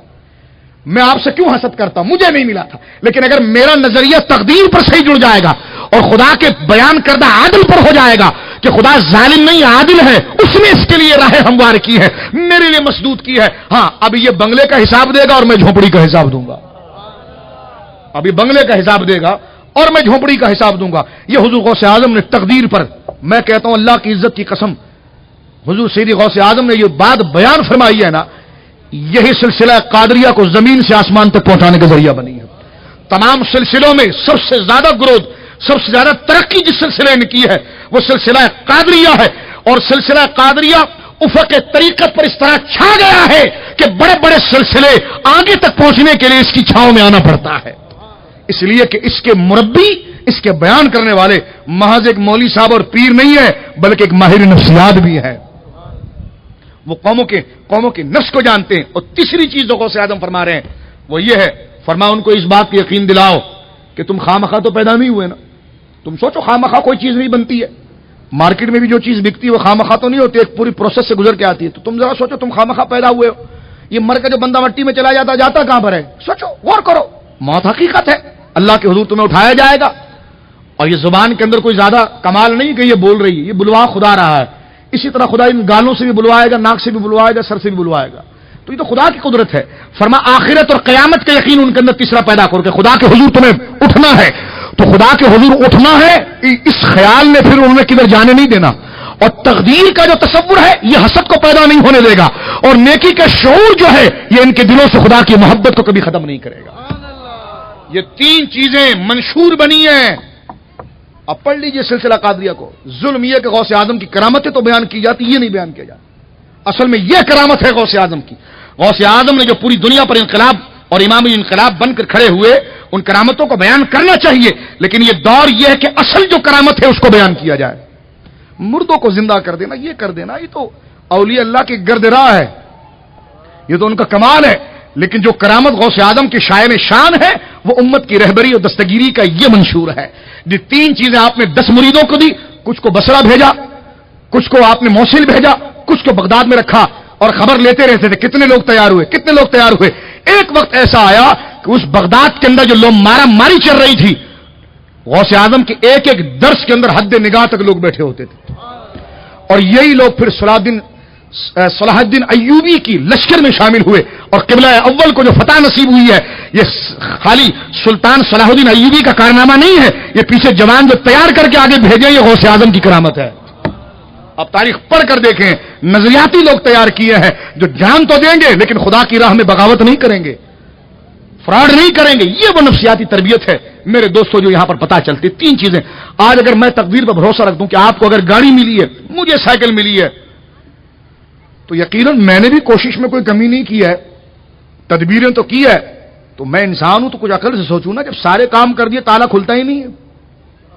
چابی بھی ٹھیک لگا رہا ہوں, پہنچ بھی ٹھیک رہا ہوں, تالا نہیں کھلتا, تو پتا چلا تدبیر کے اوپر تقدیر غالب ہے.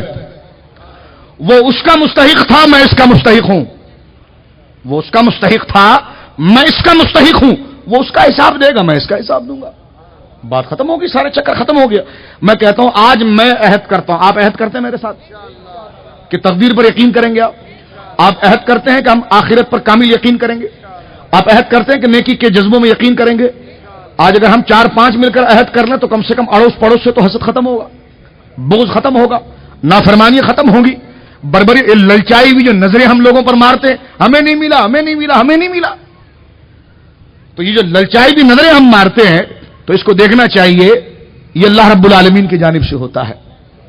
یہ کس کی جانب سے ہوتا ہے؟ یہ اللہ رب العالمین کی جانب سے ہوتا ہے۔ اسی چیز کو کہتے ہیں کہ قطرہ قطرہ بن جائے تو وہ دریا ہو جاتا ہے۔ اب آئیے محترم سامعین اس طرف چلتے ہیں اور تھوڑا زکوٰۃ کے منشور کی طرف توجہ کرتے ہیں اسی پیرائے میں، صرف آپ کے ذہن سازی کے لیے، یقینا آپ کا ذہن بنا ہوا ہے اس سبق کو یاد دلانے کے لیے، کیونکہ زکوٰۃ میں یہاں پر صرف اس کا مفتی بن کر فقہی سوالات کے جوابات دینے کے لیے نہیں آیا، میں اس لیے آیا ہوں کہ آپ ڈنڈے کے زور پر زکوٰۃ نہ دیں، دلی طور پر زکوٰۃ دیں۔ کوئی یہ نہ کہ داڑھی رکھی نماز نہیں پڑھتا ہے، بلکہ اس لیے نماز پڑھے کہ میرا رب کہتا ہے داڑھی رکھی نماز نہیں پڑھا تو نے، داڑھی ہو یا نہ ہو نماز تو پڑھنی ہے، نماز تو پڑھنی۔ یہ صوفیہ کا کام ہے کہ وہ اندر سے انسان کو چالو کرتے ہیں، جاری کرتے ہیں، فیض کو عام کرتے ہیں اندر سے، اس لیے کہ اندر سے آپ کو پیاس لگے تو 10 کلومیٹر دور جا کر آپ کوئی پانی کی بوتل پکڑ لیتے ہیں، کیونکہ تقاضا ظاہر نہیں باطن کا ہے۔ بھوک لگ جائے تندور سارے ختم ہو جائے لیکن آپ بچوں کو دوڑاتے کہیں سے بھی روٹی لا، روٹی نہیں تو بریڈ لا، کچھ بھی لا، بھوک لگی ہے، تقاضا باطن کا ہے نا۔ تو جس طرح یہ تقاضا، اس تقاضے کو دین میں لانا چاہیے۔ جب تقاضا باطن کا ہوگا تو ہر چیزیں خود مل جائیں گی، ہر چیزیں جو پیاس اور کھانے کے لیے ہم تلاش کرتے ہیں وہ چیز صرف اس کا اینگل چینج کرنا، زاویہ چینج کرنا ہے، اس کا زاویہ چینج کرنا، اور وہ کب چینج ہو جائے گا؟ جب خدا یاد رہے گا۔ ایک دفعہ فجر کی نماز میں چلو آج سے اپناتے ہیں، اذان ہوئی ہمارے کانوں میں آواز آئی الصلاۃ خیر من النوم، نماز جو ہے وہ نیند سے بہتر ہے۔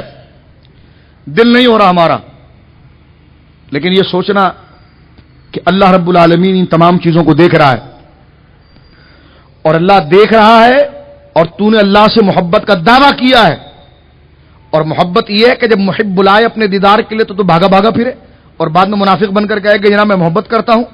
تھوڑی غیرت کو ہموار کریں، حیا کو ہموار کریں، اور چھوڑیں بستر کھڑے ہو جائیں، اور مجھے بتائیں پوری زندگی آپ نے فجر پڑھی، اس فجر کی لذت کیا ہے پھر بتائیے گا۔ اپنے آپ سے لڑ کر جو دین کی طرف آنا ہے، یہ لڑنا صرف اس لیے کہ 4-5 دشمن آپ نے کھڑے کیے ہوئے ہیں، کیونکہ نیکی کی طرف آنا بڑا آسان ہے، یا آپ نے گناہ کی طرف آنے کی وجہ سے ہم نے بہت زیادہ مشقتیں کی ہیں تو کچھ ہمارا سسٹم خراب ہو گیا ہے، لیکن تھوڑا زور دے کر 1-2 دن اگر ہم نیکیوں کی طرف آ جائیں گے تو پھر ہمیں پتہ نہیں چلے گا، جس طرح پانی پینے سے پیاس بجھ جاتی ہے نماز کی طرف پاؤں خود بخود اٹھنا شروع ہو جائیں گے، اور پھر وہ انقلاب خود ہی آئے گا۔ تو قرآن مجید نے زکوٰۃ کی جو فرضیت کی ہے یہ انسان کی باطن کی اصلاح ہے، روزے کی فرضیت انسان کی باطن کی اصلاح ہے، زکوٰۃ کی فرضیت انسان کی باطن کی اصلاح ہے۔ باطن کی اصلاح کے ساتھ جب ہم خود بھی نیک ہو جاتے ہیں معاشرہ بھی نیک ہو جاتا ہے، معاشرہ بھی نیک ہو جاتا ہے۔ اور قرآن مجید نے اسی چیز کو ذکر کیا سورہ توبہ آیت نمبر 103 کے اندر، خذ من اموالہم صدقہ، اے حبیب ان سے مال لیا کرو، بولے سبحان اللہ، آپ ان سے صدقہ فرض لو، لوگوں سے لو، تطہرہم وتزکیہم بہا وصلی علیہم، اے حبیب آپ اہل ایمان سے یہ مال لیجئے، یہ زکوٰۃ کا مال لیجئے تاکہ اس کے ذریعے آپ ان کے ظاہر اور باطن کو پاک کریں، تاکہ آپ اس کے ذریعے ان کے ظاہر اور باطن کو پاک کریں۔ اب یہاں پر میں ایک بات حضرت امام غزالی کی عرض کرنا چاہتا ہوں، جو بڑی پیاری بات امام غزالی نے لکھی ہے کہ دیکھیں امام غزالی نے چند باتیں لکھی کہ اللہ کی راہ میں دینے والے 3 قسم کے لوگ ہوتے ہیں۔ اسی مفہوم کو سمجھ لیجئے، زکوٰۃ کی تمام باتیں یہاں پر واضح ہو جاتی ہیں۔ آپ فرماتے ہیں مومن جب کلمہ طیبہ پڑھ لیتا ہے، مومن جب کلمہ شہادت پڑھتا ہے کہ اللہ کے سوا کوئی معبود نہیں اور محمد صلی اللہ علیہ وسلم اللہ کے بندے اور اس کے رسول ہیں، جب یہ دعویٰ کر لیتا ہے تو اسے سب سے زیادہ محبت اللہ سے ہوتی ہے، اور قرآن بھی یہ کہتا ہے والذین آمنوا اشد حبا للہ، مومن وہ ہے جو سب سے شدید پیار اپنے رب سے کرتا ہے، ٹوٹ کر پیار اپنے بولے رب سے کرتا ہے۔ یہ مومن کی شان قرآن نے ذکر کی، والذین آمنوا اشد حبا للہ۔ اب یہ محبت میں سچا ہے یا کھوٹا ہے؟ رب کریم اس کا امتحان 2 طریقے سے لیتا ہے، کیونکہ انسان کو سب سے زیادہ پیاری چیز جو ہے پہلی جان ہے، اس کے بعد مال ہے، اس کے بعد مال ہے، اس کے بعد اولاد ہے۔ تو ان چیزوں کو اللہ رب العالمین بطور امتحان کے لیتا ہے۔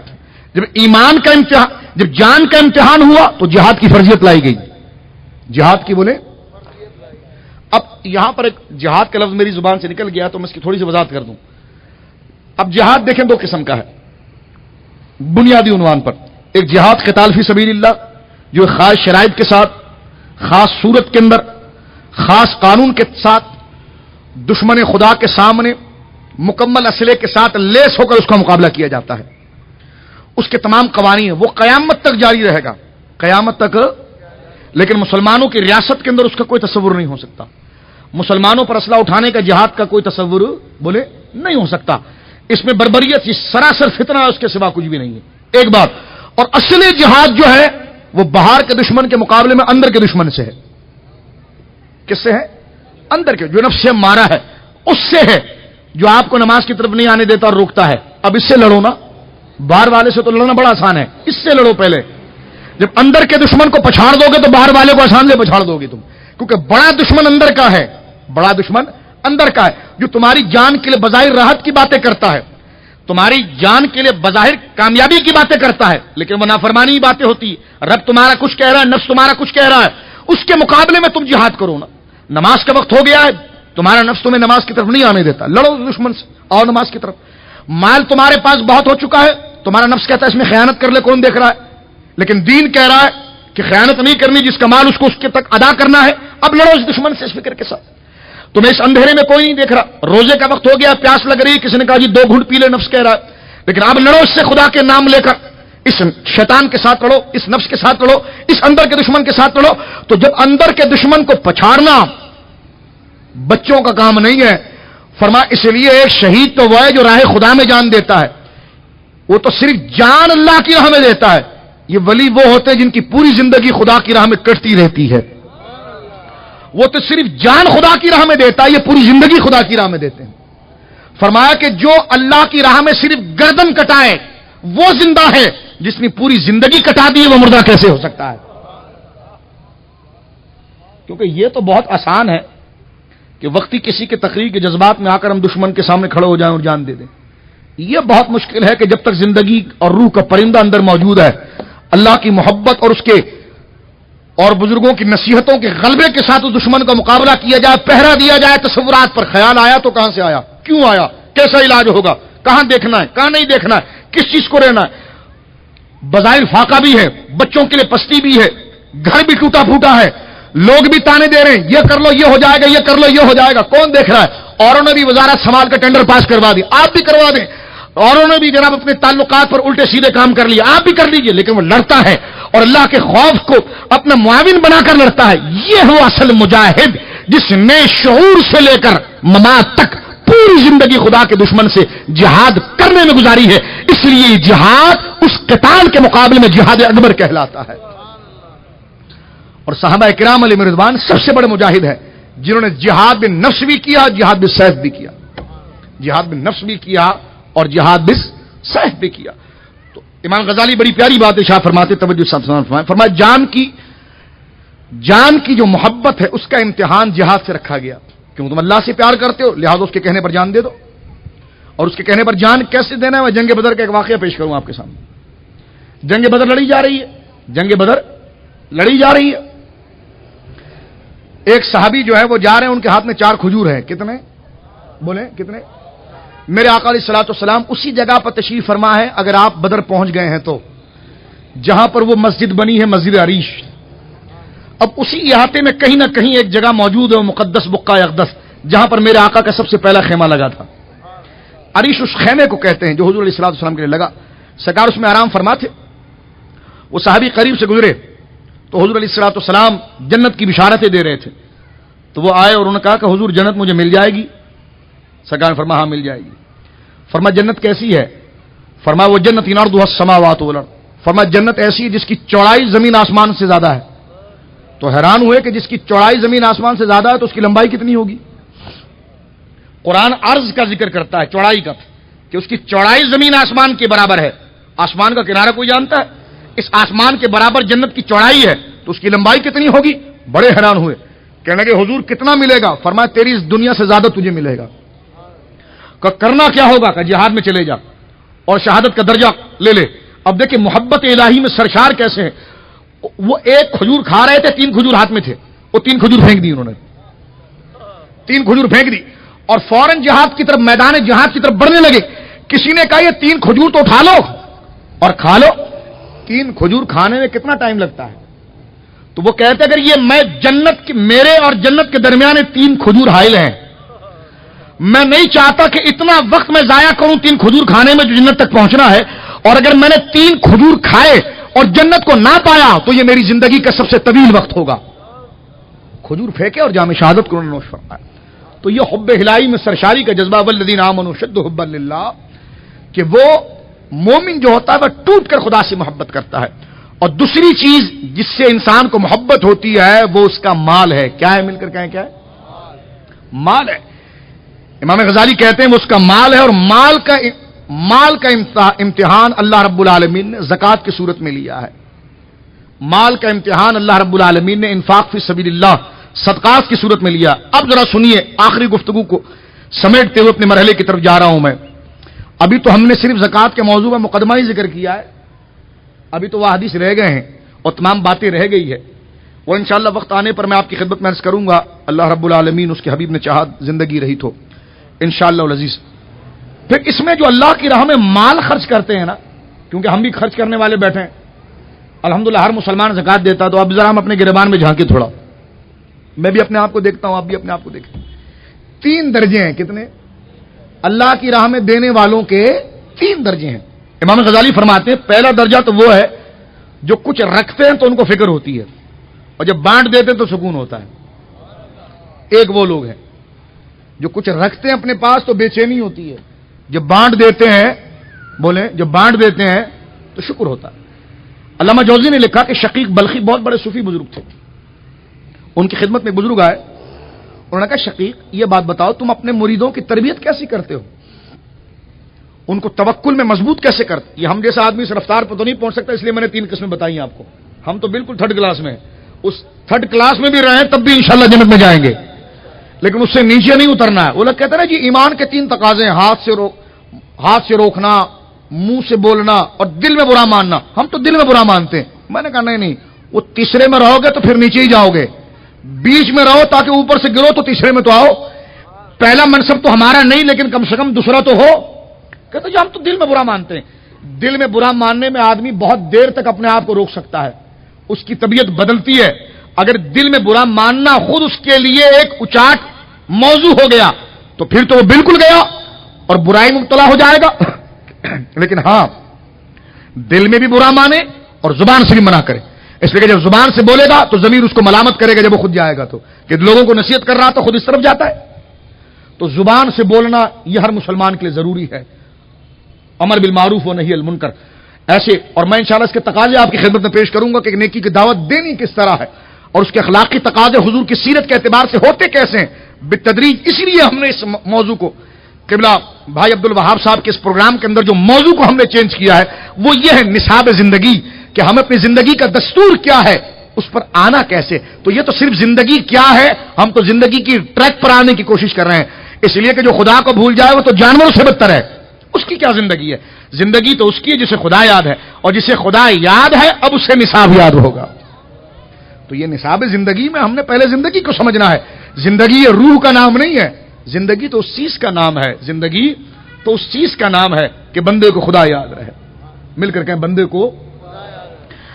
میں یہ 3 چیزیں پیش کرتا ہوں, لیکن ایک نقطہ گزشتہ تقریر میں رہ گیا تھا, وہ یہ کہ رب کریم فضل بھی فرماتا ہے اور عادل بھی فرماتا ہے. اس پر میں نے آپ کی خدمت میں ایک بات عرض کی تھی کہ بخاری شریف کی حدیث ہے کہ ایک عورت جس کی پوری زندگی گناہ میں گزری تھی, جب وہ کنویں کے قریب سے گزرنے لگی تو دیکھا کہ ایک کتا جو ہے وہ پیاس سے بلک رہا ہے. اس کو بہت ہی زیادہ احساس ہوا اور بڑا جذبہ خیر خواہی کا اس کے اندر جاگا. اس نے فوراً اپنے موزے کسی طریقے سے کنویں کے اندر ڈالے, پانی نکالا اور پانی اس کو پلایا. کتے کی جان بچ گئی, رب کی رحمت جوش میں آ گئی اور اس کے گناہ معاف ہو گئے. وہ برسا برس کی نمازیں نہیں پڑھی تھی اس نے, بڑے گناہ اس نے کیے تھے. فرمایا وہ برسا برس کی نماز تو گنے تو عدل کی بات ہے, ہم نے بخش دیا, یہ فضل کی بات ہے. فرمایا ایک نیکی ہمیں اچھی لگ گئی اور وہ ہم نے بخش دیا. تو لہذا جو ڈراتے نا یہ ہوگا, تو اس سے کہ یہ فضل بھی ہے. اور فضل ہی پر تکیہ کر لینا ہے بہت بڑی نعمت. لیکن اس کا عدل بھی ہے، اس لیے کہ اللہ رب العالمین اگر پوچھے کہ تو نے ایسا کیوں کیا تھا تو پھر جواب کیا ہوگا. اس لیے میں نے سیدنا فاروق اعظم رضی اللہ تعالیٰ عنہ کا وہ قول پیش کیا. اور ہمارے ضمیر پر جو مٹی چڑھ گئی ہے، دبیز ریت چڑھ گئی ہے، اور ضمیر کا وہ آئینہ بالکل معیوب ہو گیا ہے، تھوڑا اس کو صاف کریں تاکہ اچھی اصل تصویر اس سے ظاہر ہونے کی کوشش ہو جائے. اور یہ سینہ جب صاف ہوتا ہے نا تو ملا علی قاری علیہ رحمۃ الباری مرقات شرح مشکات حدیث جبریل کی شرح میں لکھتے ہیں کہ ولیوں کو غیب پتہ کیسے چلتا ہے؟ فرمایا ان کا دل بالکل چمک رہا ہوتا ہے، آئینے کی طرح بولے چمک رہا ہوتا ہے. اگر میں یہاں پر کوئی عبارت لکھ دوں بڑی بڑی اردو میں، کوئی بسم اللہ الرحمن الرحیم لکھ دوں اور آپ نہ دیکھ رہے ہو، اور میں سائڈ سے اگر آئینہ رکھوں، آئینے میں اس کی تصویر آ جائے، عکس آئے گا تو آپ بھی دیکھ لیں گے. لیکن آئینے پر بہت زیادہ مٹی چڑھی بھی ہوگی تو کچھ بھی نظر نہیں آئے گا. تو فرمایا لوح محفوظ پر خدا نے تقدیریں اور غیب کو لکھ دیا ہے. اہل اللہ کے دل جب خدا کی محبت سے پاک اور صاف ہو جاتے ہیں اور آئینے کی طرح شفاف ہوتے ہیں تو وہ لکھی ہوئی عبارت اور سطریں ان کے دلوں میں چمکنا شروع ہو جاتی ہے. سیٹلائٹ اگر کام کر رہا ہو تو تمام کو اپنے دامن میں لے لیتا ہے. لوگ تو ولایت کی باتوں کو شرک کہتے ہیں، لیکن میں بڑا حیران ہوں کہ جو موجودہ دور کی سائنسی ترقیات کو مان رہے ہیں، تو جو مادی ترقیوں میں انسان تمام کائنات کو ایک مختصر سے ڈسک پر لا کر مختص کر دیکھتا ہے، اور کئی پروگرامز کو لا کر ایک ہارڈ ڈسک دیکھیے ہماری کمپیوٹر کی وہ کیسی ہے، اس میں لا کر جمع کر سکتا ہے. تو کیا اس کو مومن کے دل سے تشبیہ نہیں دی جا سکتی؟ اس کی ایمانی قوت سے تشبیہ نہیں دی جا سکتی؟ جب انسان اپنی مادی ترقیوں سے مسافتوں کو سمیٹ کر لا کر، مسافتوں کو سمیٹ کر یہ نئی جدتیں پیدا کرے جس سے مسافتیں ختم ہو گئی ہے، تو کیا اللہ رب العالمین کے محبوبوں کی جو کرامت کی وہ شان نہیں کہ اللہ رب العالمین اپنے فضل اور وہابی طاقت سے ان کے لیے مسافتوں کو ختم کر دے؟ عاصم بن برقیہ کے لیے جو تخت منگوائے یہ ممکن ہو جائے. یہ ساری چیزیں جس طرح سائنس کی ترقی ہوگی اہل سنت کے نظریات کی تمام تصدیق ہوتی چلی جائے گی جو قرآن و سنت کے اندر موجود ہے، جس کو الحمدللہ ہم معمولات اور بزرگان صوفیہ کی کرامت کے اندر ذکر کرتے ہیں. میری بات سنیے میرے دوستو، اللہ کی راہ میں خرچ کرنے والوں کے 3 شعبے ہیں جو تھوڑا سے وقت ہمارے پاس رہ گیا اس میں مکمل کروں. ایک شعبہ تو ان اعلیٰ ضمیر لوگوں کا ہے جو والذین آمنوا اشد حبا للہ کے سب سے پہلے پرواز ہیں، جو حضور نے فرمایا کہ میری امت کا جب پہلا گروہ آ کر پل صراط پر کھڑا ہوگا نا، بولے نا سبحان اللہ، ان کے صدقے ہم بخشے جائیں گے. جو پہلا گروہ کھڑا ہوگا بخاری کے حدیث فرمایا ان کا چہرہ 14ویں کے چاند سے زیادہ چمک رہا ہوگا، پل صراط پر کوئی پاؤں نہیں رکھ سکتا، فرمایا وہ بجلی کی رفتار سے گزریں گے، وہ یہی لوگ ہوں گے. شقیق بلخی کے پاس وہ بزرگ آئے کہنے لگے تم اپنے مریدوں کو کیسی تربیت کرتے ہو؟ انہوں نے کہا جی میں تربیت ایسی کرتا ہوں کہ جب کچھ نہیں ہوتا ہے تو کہتا ہوں صبر کرو، کچھ نہیں ہو تو کہتا ہوں صبر کرو، کچھ مل جائے تو کہتا ہوں شکر کرو. تم نے کہا یہ تو کتے کا کام ہے. حالانکہ یہ ہمارے درجے کے اعتبار سے بہت بڑی بات ہے، لیکن ان کا ظرف، ان کی استقامت، ان کی روحانیت میں بلندی کا اعتبار سے انہوں نے فرمایا تو کتے کا کام ہے. کتے کو جب تک نہیں ملتا ہے تو صبر کرتا رہتا، مل جائے تو مالک کے آگے دم ہلاتا ہے. تو آپ نے فرمایا تو آپ کس منزل پر ہے؟ فرمایا ہم تو اس منزل پر ہے جب نہیں ملتا ہے تو شکر کرتے ہیں اور مل جاتا ہے تو بانٹ دیتے ہیں. تو یہ پہلے لوگوں کا وہ طبقہ ہے جنہیں اللہ رب العالمین نے وہ کمال اور روحانیت عطا فرمائی. اللہ ان کے صدقے ہمارے دلوں پر خاص کرم فرمائے اور ہمارے دلوں پر جو دنیا کی محبت کا غلبہ ہے اس کو فنا کر دے.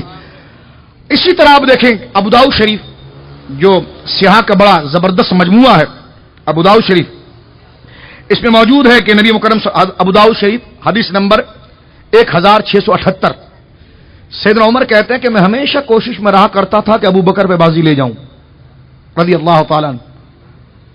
اس پر ہماری سیڈیز موجود ہے، کبھی دیکھیے گا سنیے گا. ہم نے اس حقائق کو صوفیہ کی زبان سے، ہماری کوئی ایجاد نہیں ہے، بزرگوں نے جو کتابوں میں لکھا جو بیان نہیں کیا جاتا اس کو جمع کر کے ہم نے سنا دیا ہے. اس موضوع پر بھی آپ سیڈیز دیکھیے گا انشاءاللہ کہ آخر حضور نے ان چاروں ہی کو خلیفہ کیوں بنایا تھا، ان کی اور حضور کی طبیعت کے اندر کیا مماثلت تھی، اور حضور نے خاص طور پر جو 2 کو اپنے ساتھ رکھا ہے اس کی وجہ کیا ہے. اس کو ہم نے صوفیہ کے اقوال سے پیش کیا ہے. پھر آپ کے دل کے اندر ایک سمندر پھٹ پڑے گا صحابہ کی محبت کا کہ جو مرتبہ اللہ رب العالمین نے شیخین کو عطا فرمایا ہے، سیدنا صدیق اکبر اور سیدنا فاروق اعظم کو. حضرت عمر کہتے ہیں میں ہمیشہ اس کوشش میں رہتا تھا کہ ابو بکر پر بازی لے جاؤں، بازی لے جاؤں، بازی لے جاؤں. کہتے ہیں غزوہ تبوک میں جب حضور نے صدقے کے لیے کہا تو میں اپنے گھر کا آدھا سامان اٹھا کر لایا. حضور نے فرمایا عمر کیا لایا؟ کہا آدھا گھر پہ ہے، آدھا حضور آپ کے لیے. کہا اچھا رکھ دو. عبد الرحمن تم کیا لائے؟ کہا حضور سونا لایا. ابو بکر آ گئے سارا اٹھا کر. کہا ابو بکر تو کیا لایا؟ کہا حضور سارا گھر لے آیا. کہا گھر کے لیے کون ہے؟ کہا اللہ اس کا رسول ہے. اللہ اس کا رسول ہے. تو یہ پہلی صف کے وہ لوگ ہیں، کیونکہ یہ محبت میں سب سے زیادہ صادق ہے نا، تو امتحان میں بھی نمبر 1 آئے ہیں. والذین آمنوا اشد حبا للہ، مومن اللہ سے شدید پیار کرتا ہے، اور پیار کا امتحان مال میں ہوتا ہے. جو مال کو چھوڑ کر خدا کی طرف جتنا آئے گا وہ اتنا گریڈ پکڑے گا. ابو بکر ایمان میں امت میں سب سے زیادہ اکمل اور صادق ہے، اس لیے انہوں نے آدھی چیز نہیں سب دے دیا اور بتایا میں سب سے زیادہ خدا کی محبت میں سچا ہوں. سب دے دیا.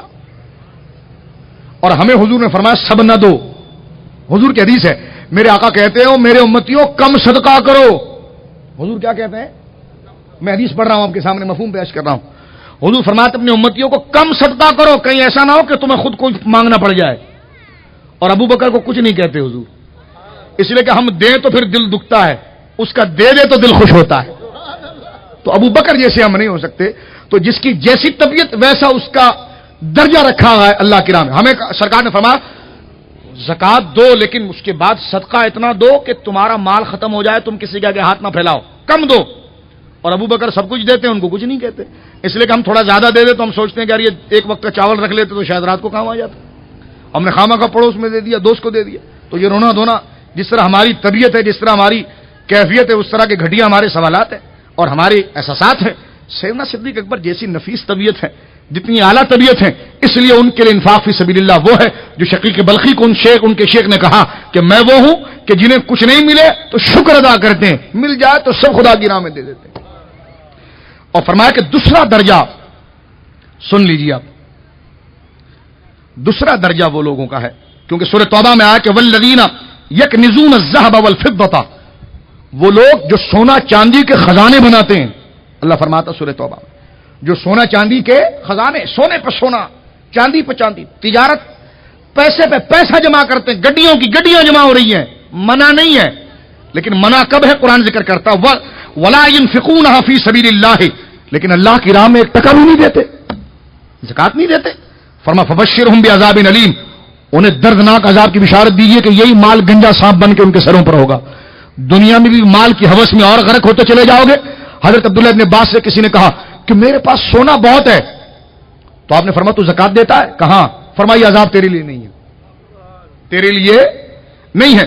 اور میری ماں حضرت ام سلمہ کہتی کہ میں حضور کے پاس آئی تو میں نے سونے کی پازیب پہنی ہوئی تھی، سونے کی جس کو پائل بھی کہتے ہیں، پازیب کہتی ہیں کہ میں نے پہنی ہوئی تھی.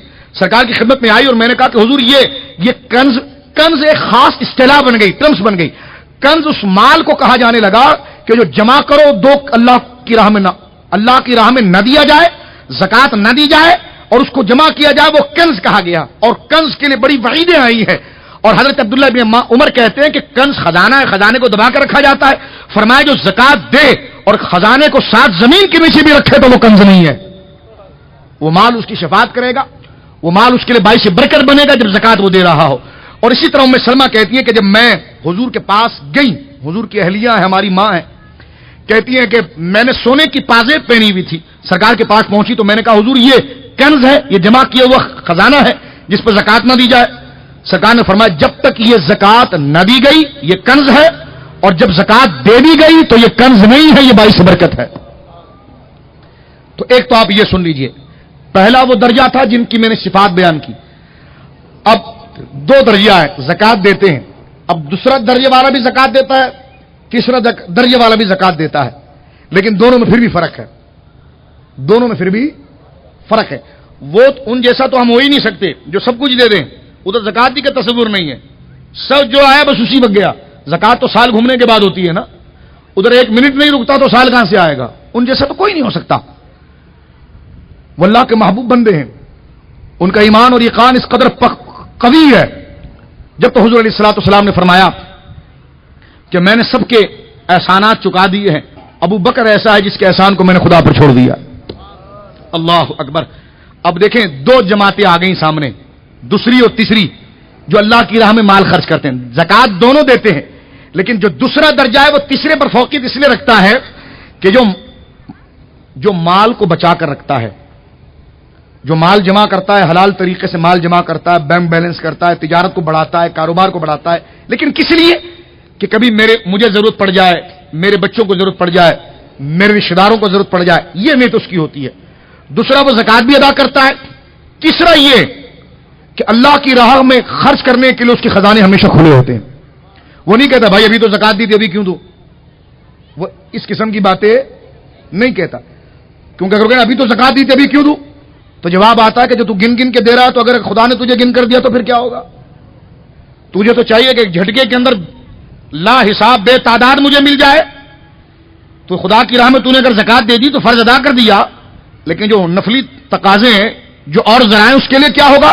تو ایک شخص جو ہے وہ جو تیسرے درجے پر اور ایسے گھٹیا آدمی کے اوپر فوقیت رکھتا ہے، گھٹیا اس اعتبار سے کہ زکات تو دیتا ہے لیکن دوسرے کے مقابلے پر یہ گھٹیا ہے، اور دوسرے کا درجہ اس سے اوپر اس لیے ہے کہ وہ شخص بھی مال جمع کرتا ہے، یہ بھی مال جمع کرتا ہے، وہ بھی بینک بیلنس اکاؤنٹس بڑھاتا ہے، یہ بھی بڑھاتا ہے، وہ بھی تجارت کو فروغ دیتا ہے، یہ بھی تجارت کو فروغ دیتا ہے، وہ بھی ترقی کرتا ہے، یہ بھی ترقی کرتا ہے، لیکن وہ مال اس لیے رکھتا ہے کہ کبھی میں بیمار ہو گیا، میرے بچے بیمار ہو گئے تو میں ان پر خرچ کروں گا، میرے والدین پر خرچ کروں گا، میرے رشتہ داروں پر خرچ کروں گا، اڑوس پڑوس پر خرچ کروں گا، اور بالخصوص دینی کام، جس طرح کہ دیکھیے یہ جو پروگرام ہو رہا ہے یہ زکات کے پیسے سے تو نہیں ہو رہا، زکات کے پیسے سے تو نہیں ہو رہا۔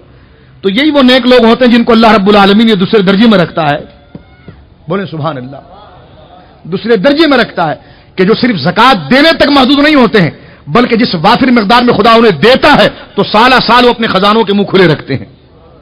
یہ فکر میں کہتا ہوں کہ بہت بڑی آئیڈیل فکر ہے کہ جو درس قرآن میں جو ایک ایک درس میں جو ہزاروں روپے کا خرچہ ہوتا ہے تو یہ زکات کی مد سے تو نہیں جاتا ہے، یہ اس مد سے جاتا ہے جس کو قرآن کہتا ہے کہ یہ تیسرے درجے سے بڑے ہیں اور پہلے سے چھوٹے ہیں، بولیں سبحان اللہ۔ اس حقیقت کو ذرا سمجھیں آپ، یہ تیسرے سے اوپر اور پہلے سے نیچے ہیں۔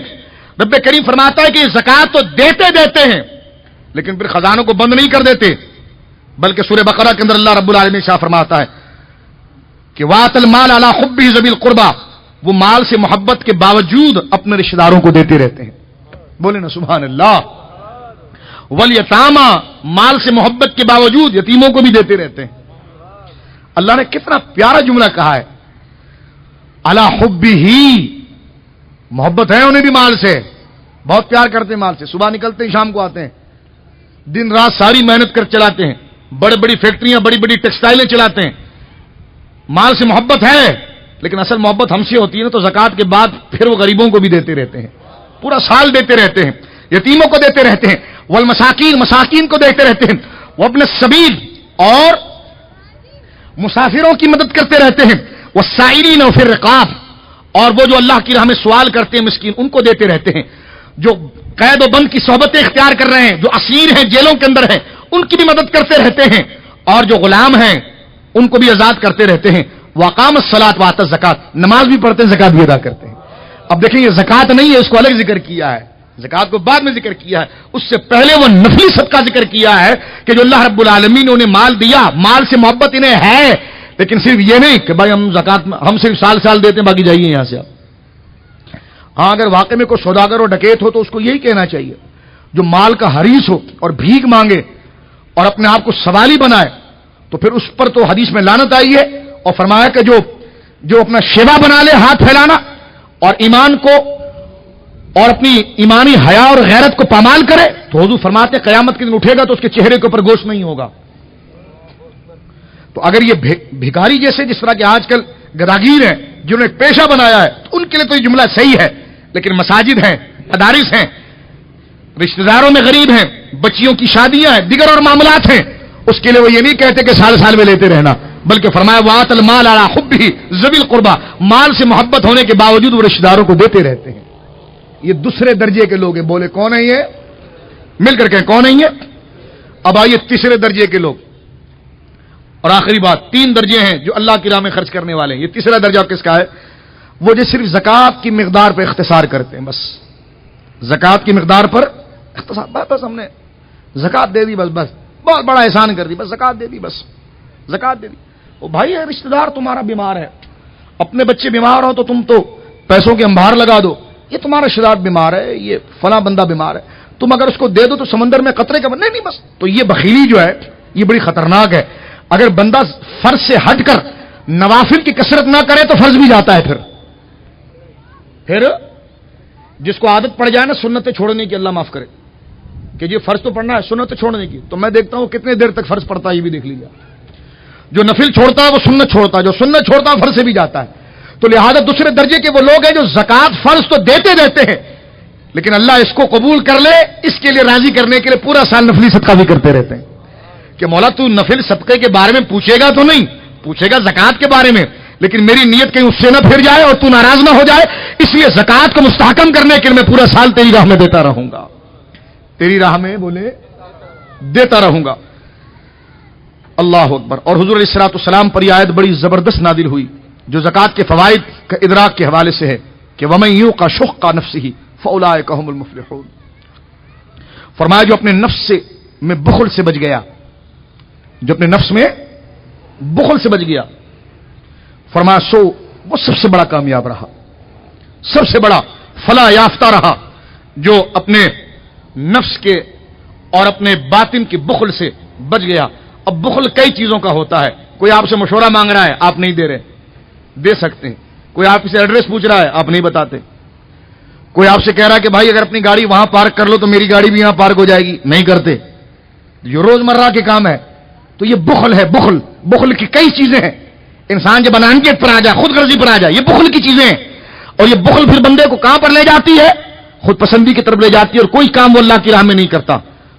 اللہ رب العالمین شاہ فرماتا ہے کہ جس کے نفس کو بخل سے پاک کر دیا گیا وہ بہت بڑا کامیاب ہو گیا. جو نفس کا فیاض ہو گیا، جو نفس کا فیاض ہو گیا، جو مال دینے میں فیاض ہے، وہ ہر شعبے اور خیر خواہی کے اندر فیاض ہے. آئیے اس درس کو اختتام کی طرف لے کر چلتے ہیں اور حضور کی اس حدیث کو میں پیش کرتا ہوں جو المعجم الکبیر جلد نمبر 10 حدیث نمبر 1196. حضرت عبداللہ بن مسعود کہتے ہیں کہ سید عالم نے شاہ فرمایا کہ زکات سے اپنے مالوں کی حفاظت کرو. بولیں سبحان اللہ. زکات سے اپنے مالوں کی حفاظت کرو اور صدقات سے اپنی بیماریوں کے لیے دوا ڈھونڈو. یہ صدقات تمہاری بیماریوں کی دوا ہے اور زکات تمہارے مالوں کا محافظ ہے. اور فرمایا کہ مصائب اور ناگہانی مصیبتوں سے بچنے کے لیے دعا کے طریقے کو اختیار کرو. مال کی حفاظت چاہتے ہو تو زکات دو، بیماریوں سے بچنا چاہتے ہو تو صدقہ دو، اور ناگہانی مصیبتوں سے بچنا چاہتے ہو تو دعا کے جامن کو کثرت کے ساتھ پکڑ لو. یہ میں نے وقت اختتام کی طرف ہو گیا ہے، لہذا میں نے چند باتیں مقدمے کے اعتبار سے زکات کی حکمت کے حوالے سے یہ آپ کی خدمت کے اندر میں نے ذکر کیا ہے. لیکن انشاءاللہ اس کے بعد جو بھی درس ہوگا، اب اس کے بعد جو بھی درس جو اعلان ہو جاتا ہے معرفانی صاحب کرتے ہیں، اس میں انشاءاللہ العزیز زکات کے اس ٹاپک کو ہم مکمل کریں گے ان تمام تر مسائل کے ساتھ. اور بالخصوص آج بزنس کمیونٹی جس اعتبار سے ترقی کر چکی ہے اور ان سے اٹھنے والے وہ الجھے ہوئے سوالات ہیں، انشاءاللہ اس کو باقاعدہ سوال در سوال کر کے اس کی حکمت آمیز جوابات جو فقہا نے لکھے ہیں اس کو بھی آپ کی خدمت میں پیش کیا جائے گا. اور قرآن میں جہاں پر متعدد جگہوں پر اللہ کی راہ میں خرچ کرنے کے جو طریقے ذکر کیے گئے ہیں، اس تقاضے جو آج کے درس کے اندر رہ گئے ہیں، انشاءاللہ العزیز اس کو بھی پیش کیے جائیں گے.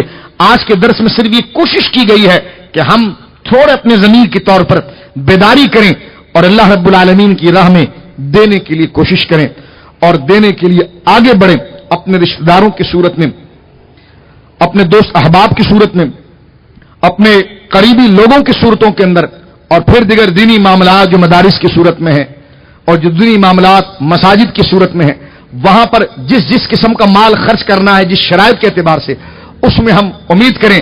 امام راضی کی اس قول پر میں اپنی تقریر ختم کرتا ہوں. امام راضی سے تفسیر کبیر میں کسی نے پوچھا، ایک بہت بڑا اس زمانے کا کروڑ پتی آدمی تھا، وہ امام راضی کے پاس آیا، کہنے لگا مجھے اپنی مال سے بڑی محبت ہے، میں چاہتا ہوں یہ مال میں اپنے ساتھ قبر میں لے جاؤں، یہ مال میں اپنے ساتھ بولے قبر میں لے جاؤں، یہ میرا بنگلہ بھی میرے ساتھ قبر میں جائے، یہ میری گاڑیاں بھی قبر میں جائے، یہ ہو سکتا ہے؟ آپ نے فرمایا ہاں ہو سکتا ہے، کیونکہ صوفیہ کے پاس تو لا تو ہے نہیں، نہ تو یہ تو مناظرے مباحثے والے مولویوں کے پاس لا ہو جاتا ہے. صوفیہ تو دل کی بولی بولتے ہیں نا، وہاں نہ نہیں ہوتا، وہ بندے کی طبیعت کے مخاطب بات کرتے ہیں. اور امام راضی تو یقیناً دربار اولیاء کے اندر ایک بڑی بزرگ اور برتر شخصیت ہے. آپ سے کہنے لگا کہ میں اپنا بینک بیلنس یعنی ظاہری لفظ کہہ رہا ہوں کہ جو بھی میرا جمع जमा पूंजी है वो मैं अपनी कब्र में ले जाऊं अपने साथ, क्या ये मुमकिन है? फरमाया हाँ। कहा वो कैसे? फरमाया सब खुदा की राह में दे दे। फरमाया सब खुदा की राह में दे दे। सुभान अल्लाह। फरमाया जो तू खुदा की राह में देगा वही चीज तेरे काम आएगी, जो खुदा की राह में देगा वही चीज तेरे बोले काम आएगी।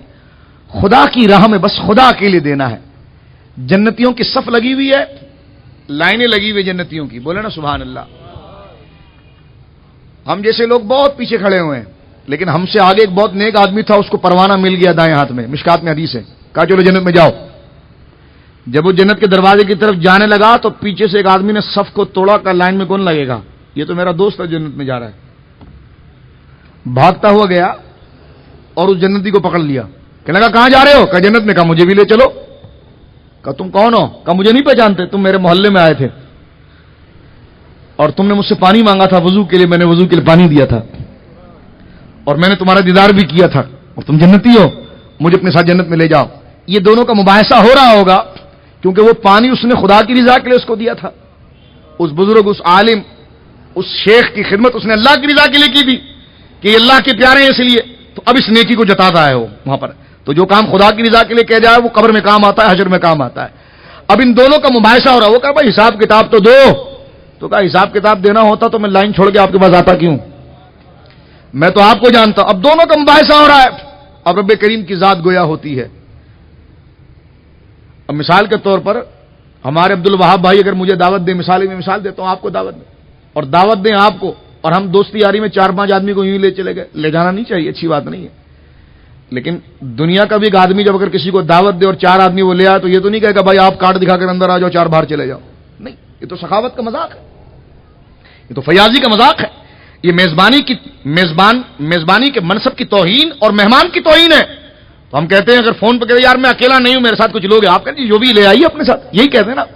तो जब दुनिया में हम अपने किसी मेहमान को मदू करते हैं तो उसकी तादाद नहीं, कहता ठीक है जिसमें आप राजी ले आए। तो जब ये दोनों मुबाहिसा कर रहे हैं, ये मेहमान है खुदा का और खुदा जन्नत में इसका मेजबान है।